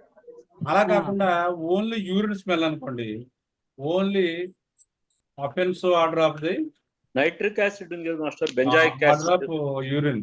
నైట్రిక్ యాసిడ్ బాగా పనిచేస్తుంది. బెంజాయిక్ యాసిడ్ కూడా పనిచేస్తుంది. Yeah, nitric acid and benzoic acid motion, urine రెండు అండి. రెండు కాబట్టి పోడోఫైలం ఇవ్వండి. Thank you sir, thank you sir. రెండు కాబట్టి పోడోఫైలం ఇవ్వండి. అలా కాకుండా మీరు యూరిన్ ఒకటే అయినట్లయితే మీరు ఈ కింద పాలియన్ డ్రగ్స్ మీ బాబానికి వస్తాయి. ఏది నైట్రిక్ యాసిడ్ ఒకటి, అలాగే మనకి బెంజాయిక్ యాసిడ్ ఒకటి, ఈ రెండు కూడా బాగా పనిచేస్తాయి. డాక్టర్ గారు నమస్తే అండి. సార్ సార్ సార్ గట్టిగా చెప్పండి. డాక్టర్ గారు నమస్తే అండి. నమస్తే అండి. నారాయణ సార్. నాకు గట్టిగా మాట్లాడితే నాకు వినిపిస్తుంది. సార్ బెంజాయిక్ యాసిడ్ కి నైట్రిక్ యాసిడ్ కి ఏంటి సార్ తేడా? సిమ్టమ్స్ బెంజాయిక్ యాసిడ్ లో మనకి ముఖ్యంగా ఏంటంటే యూరిన్ బ్యాడ్ స్మెల్ రావడానికి కారణం ఏంటంటే మనకి యూరిక్ యాసిడ్ ఇవన్నీ కూడా బాగా హై లెవెల్లో ఉండి మనకి ఇబ్బందులు ఉంటాయి. నైట్రిక్ యాసిడ్లు ఏంటంటే యూరిన్ లో ఈ బ్యాడ్ స్మెల్ తో పాటు ఏంటంటే మనకి డయాబెటిక్ పేషెంట్స్ వీళ్ళు అయి ఉంటారు అనమాట. వీళ్ళు నైట్రిక్ యాసిడ్ లో ఆ డయాబెటీస్ ఇది చూసుకుని, రెండోది ముఖ్యంగా ఏంటంటే నైట్రిక్ యాసిడ్ అయితే హార్స్ యూరిన్ టైప్ వస్తుంది. మరి బాగా గుర్తుపెట్టుకోండి. ఆ స్మెల్ ఎలా ఉంటుంది అంటే హార్స్ యూరిన్, అంటే గుర్రం కనుక యూరిన్ పోస్తే ఎంత బ్యాడ్ స్మెల్ వస్తుందో అంత బ్యాడ్ స్మెల్ వస్తుంది. బెంజాయిక్ యాసిడ్ కి అంత బ్యాడ్ స్మెల్ లేదు, కానీ నైట్రిక్ యాసిడ్ కి బ్యాడ్ స్మెల్ ఎలాగంటే వాళ్ళు ఒకసారి యూరిన్కి వెళ్ళి ఆ బాత్రూంలోకి వెళ్ళి వాళ్ళు బయటకు వస్తే అది ఒక 10 బకెట్లు నీళ్లు కొట్టినా సరే స్మెల్ పోదు. బాగా గుర్తుపెట్టుకో, అంత స్ట్రాంగ్ యూరిన్ మనకి నైట్రిక్ యాసిడ్ లో ఉంటుంది. డాక్టర్ గారు నమస్తే అండి. Strong strong smell of urine like horse urine, like horse కాబట్టి అంత బ్యాడ్ స్మెల్ అసలు ఒక ఇద్దరు ముగ్గురు తర్వాత ఆ పూట అంతా కూడా రెండో వెళ్ళటానికి ఉంటుంది. అంత భయంకరంగా ఉంటుంది నైట్రిక్ యాసిడ్. ఓకే సార్ చెప్పండి. డాక్టర్ గారు నమస్తే అండి. నమస్తే. మీ పేరండి? నారాయణ సార్. నారాయణ, చెప్పండి సార్. ఈ మా ఫాదర్ 90 years అండి. అక్కడ నేనున్న రాజనగరంలో సార్. ఆయనకు ప్రోస్టేట్ ప్రాబ్లం అండి. ఇది వేసాం, బ్యాగ్ వేసాము. Prostate plus last year mild stroke వచ్చింది.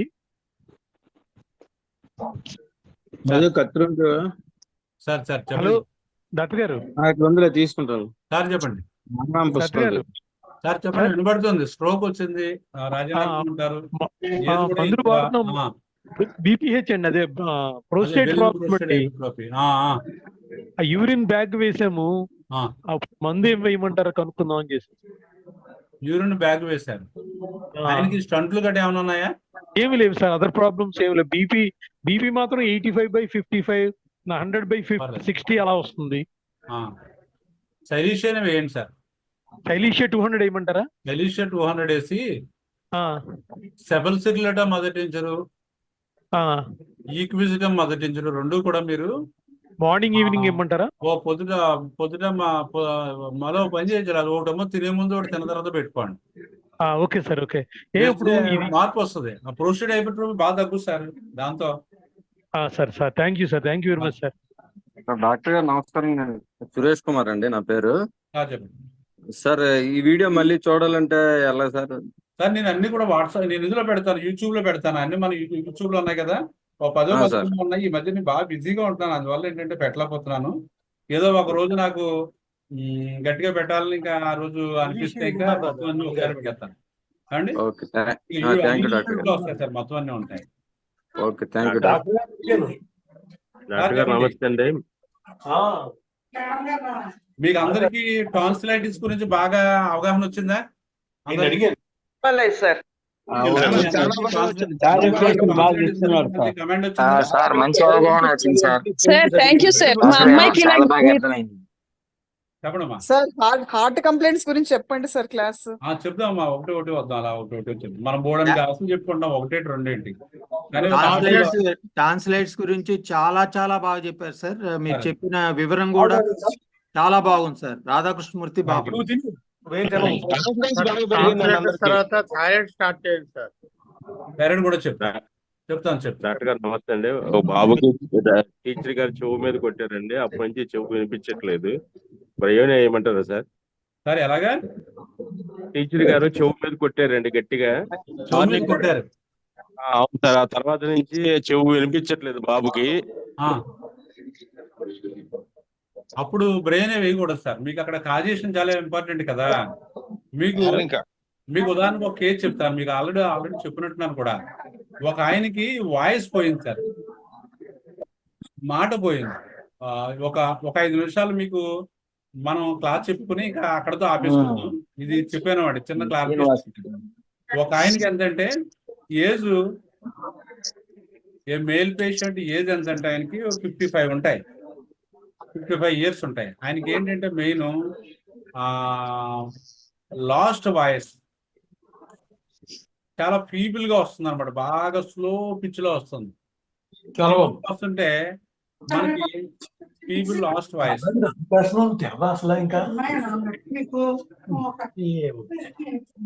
వస్తా ఉంటే అక్కడికి ఏంటంటే ఆయనకి ఆయన ఎందుకు వచ్చాడంటే గొంతు రావట్లేదు. కారణాల్లోకి వెళ్ళాను. కారణాల్లోకి వెళ్తే ఆయన చెప్పింది అలా ఏంటంటే మనకి ఎక్కడో 2 వ్యక్తులు గొడవ పడుతున్నారు. గొడవ పడుతుంటే ఇతను మధ్యలో తీర్పు చెప్పడానికి వెళ్ళాడు అనమాట. తీర్పు చెప్పడానికి వెళ్తే అయ్యప్పన్న వ్యక్తి ఎగరుసికి ఇతను ఏం చేశాడంటే గొంతు పట్టుకుని గట్టిగా నొక్కి బయటకు తోస్తాడు. ఆ తర్వాత 1 నెల దాకా బాగానే ఉంది. అక్కడి నుంచి ఏమైందంటే ఆయనకు వాయిస్ పోయింది. ఈ ఇన్సిడెంట్ జరిగి ఇంచుమించు ఎన్నాళ్ళు అవుతుందంటే 3 సంవత్సరాలు ఎంతో అవుతుంది అనమాట. ఆ తర్వాత మన దగ్గరికి వచ్చాడు. అంతకుముందు చాలా మంది దగ్గరికి వెళ్ళి టెస్టులు చేయించుకున్నాడు, అన్ని బాగానే ఉన్నాయి. ఏ టెస్ట్లోనూ కూడా ఎక్కడ తేడా లేదు. కానీ వాళ్ళు ఏదో మొత్తం మీద మందులు ఇచ్చారు కానీ తగ్గలేదు. అప్పుడు నేను ఏం చేశానంటే ఆఫ్టర్ ఇంజురీ అనమాట, ఆఫ్టర్ ఇంజురీ టు నెక్ అని త్రోట్ అనమాట. అప్పుడు నేను ఏం చేశానంటే ఆర్నిక వర్ణం ఇచ్చాను. ఆర్నిక వర్ణం ఇస్తే అతనికి ఇంచుమించు 80% వాయిస్ వచ్చేసింది. ఇప్పుడు మనకంటే గట్టిగా మాట్లాడుతున్నాడు. అతను ఇంకా చాలా పిచ్చిలో ఉండేదంటే వాయిస్. అందువల్ల అలాంటి కేసెస్లో మనం ఆర్నిక పడుతుంది. అదొకటి. రెండోది ఇంకోటి, ఇప్పుడు మీరు చెప్పింది ఏంటంటే చెవుకి దెబ్బ తాగటం వల్ల మనకి వినిగిడిపోయింది. మనకి చెవికి దెబ్బ తగలటం వల్ల వినిగిడిపోయిందంటే మనకి last hearing after injury to, అలాంటి కేసెస్లో మనం ఏంటంటే మనకి ముఖ్యంగా ఆర్నికా ఒకటి, హైపెరికం ఒకటి. హైపెరికం ఒకటి. రోటా కాదు, ఆర్నికా ఒకటి, హైపెరికం ఒకటి. ఈ రెండింటిలో ఏది వేయాలన్నది పెద్ద చర్చ జరగాలన్నమాట.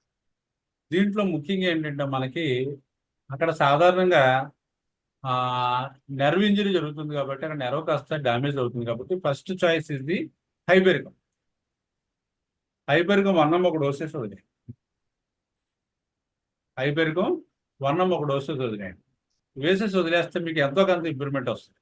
ఇంప్రూవ్మెంట్ కనుక వచ్చిందంటే ఇంకా హైపెరికానికి స్టిక్ అని అయిపోయి ఇంకా దాని మీద ఉండి జాగ్రత్తగా చూసుకోండి. ఒకవేళ దాంతో మార్పు లేదనుకోండి, 1-2 నెలలు చూసి, ఎందుకంటే మరి ఇది క్రానిక్ కేసు కదా, మీరు ఇమీడియట్గా మీరు రిజల్ట్ చూసుకుని మందు మార్చే నాకు ఉండదు. అప్పుడు కాకపోతే అప్పుడు ఆర్నికా 1. ఈ రెండింటిలో మాత్రం ఏదో ఒక మందు డెఫినెట్గా పడుతుంది. So thank you sir, thank you very much. Okay sir, thank you sir. Thank you sir.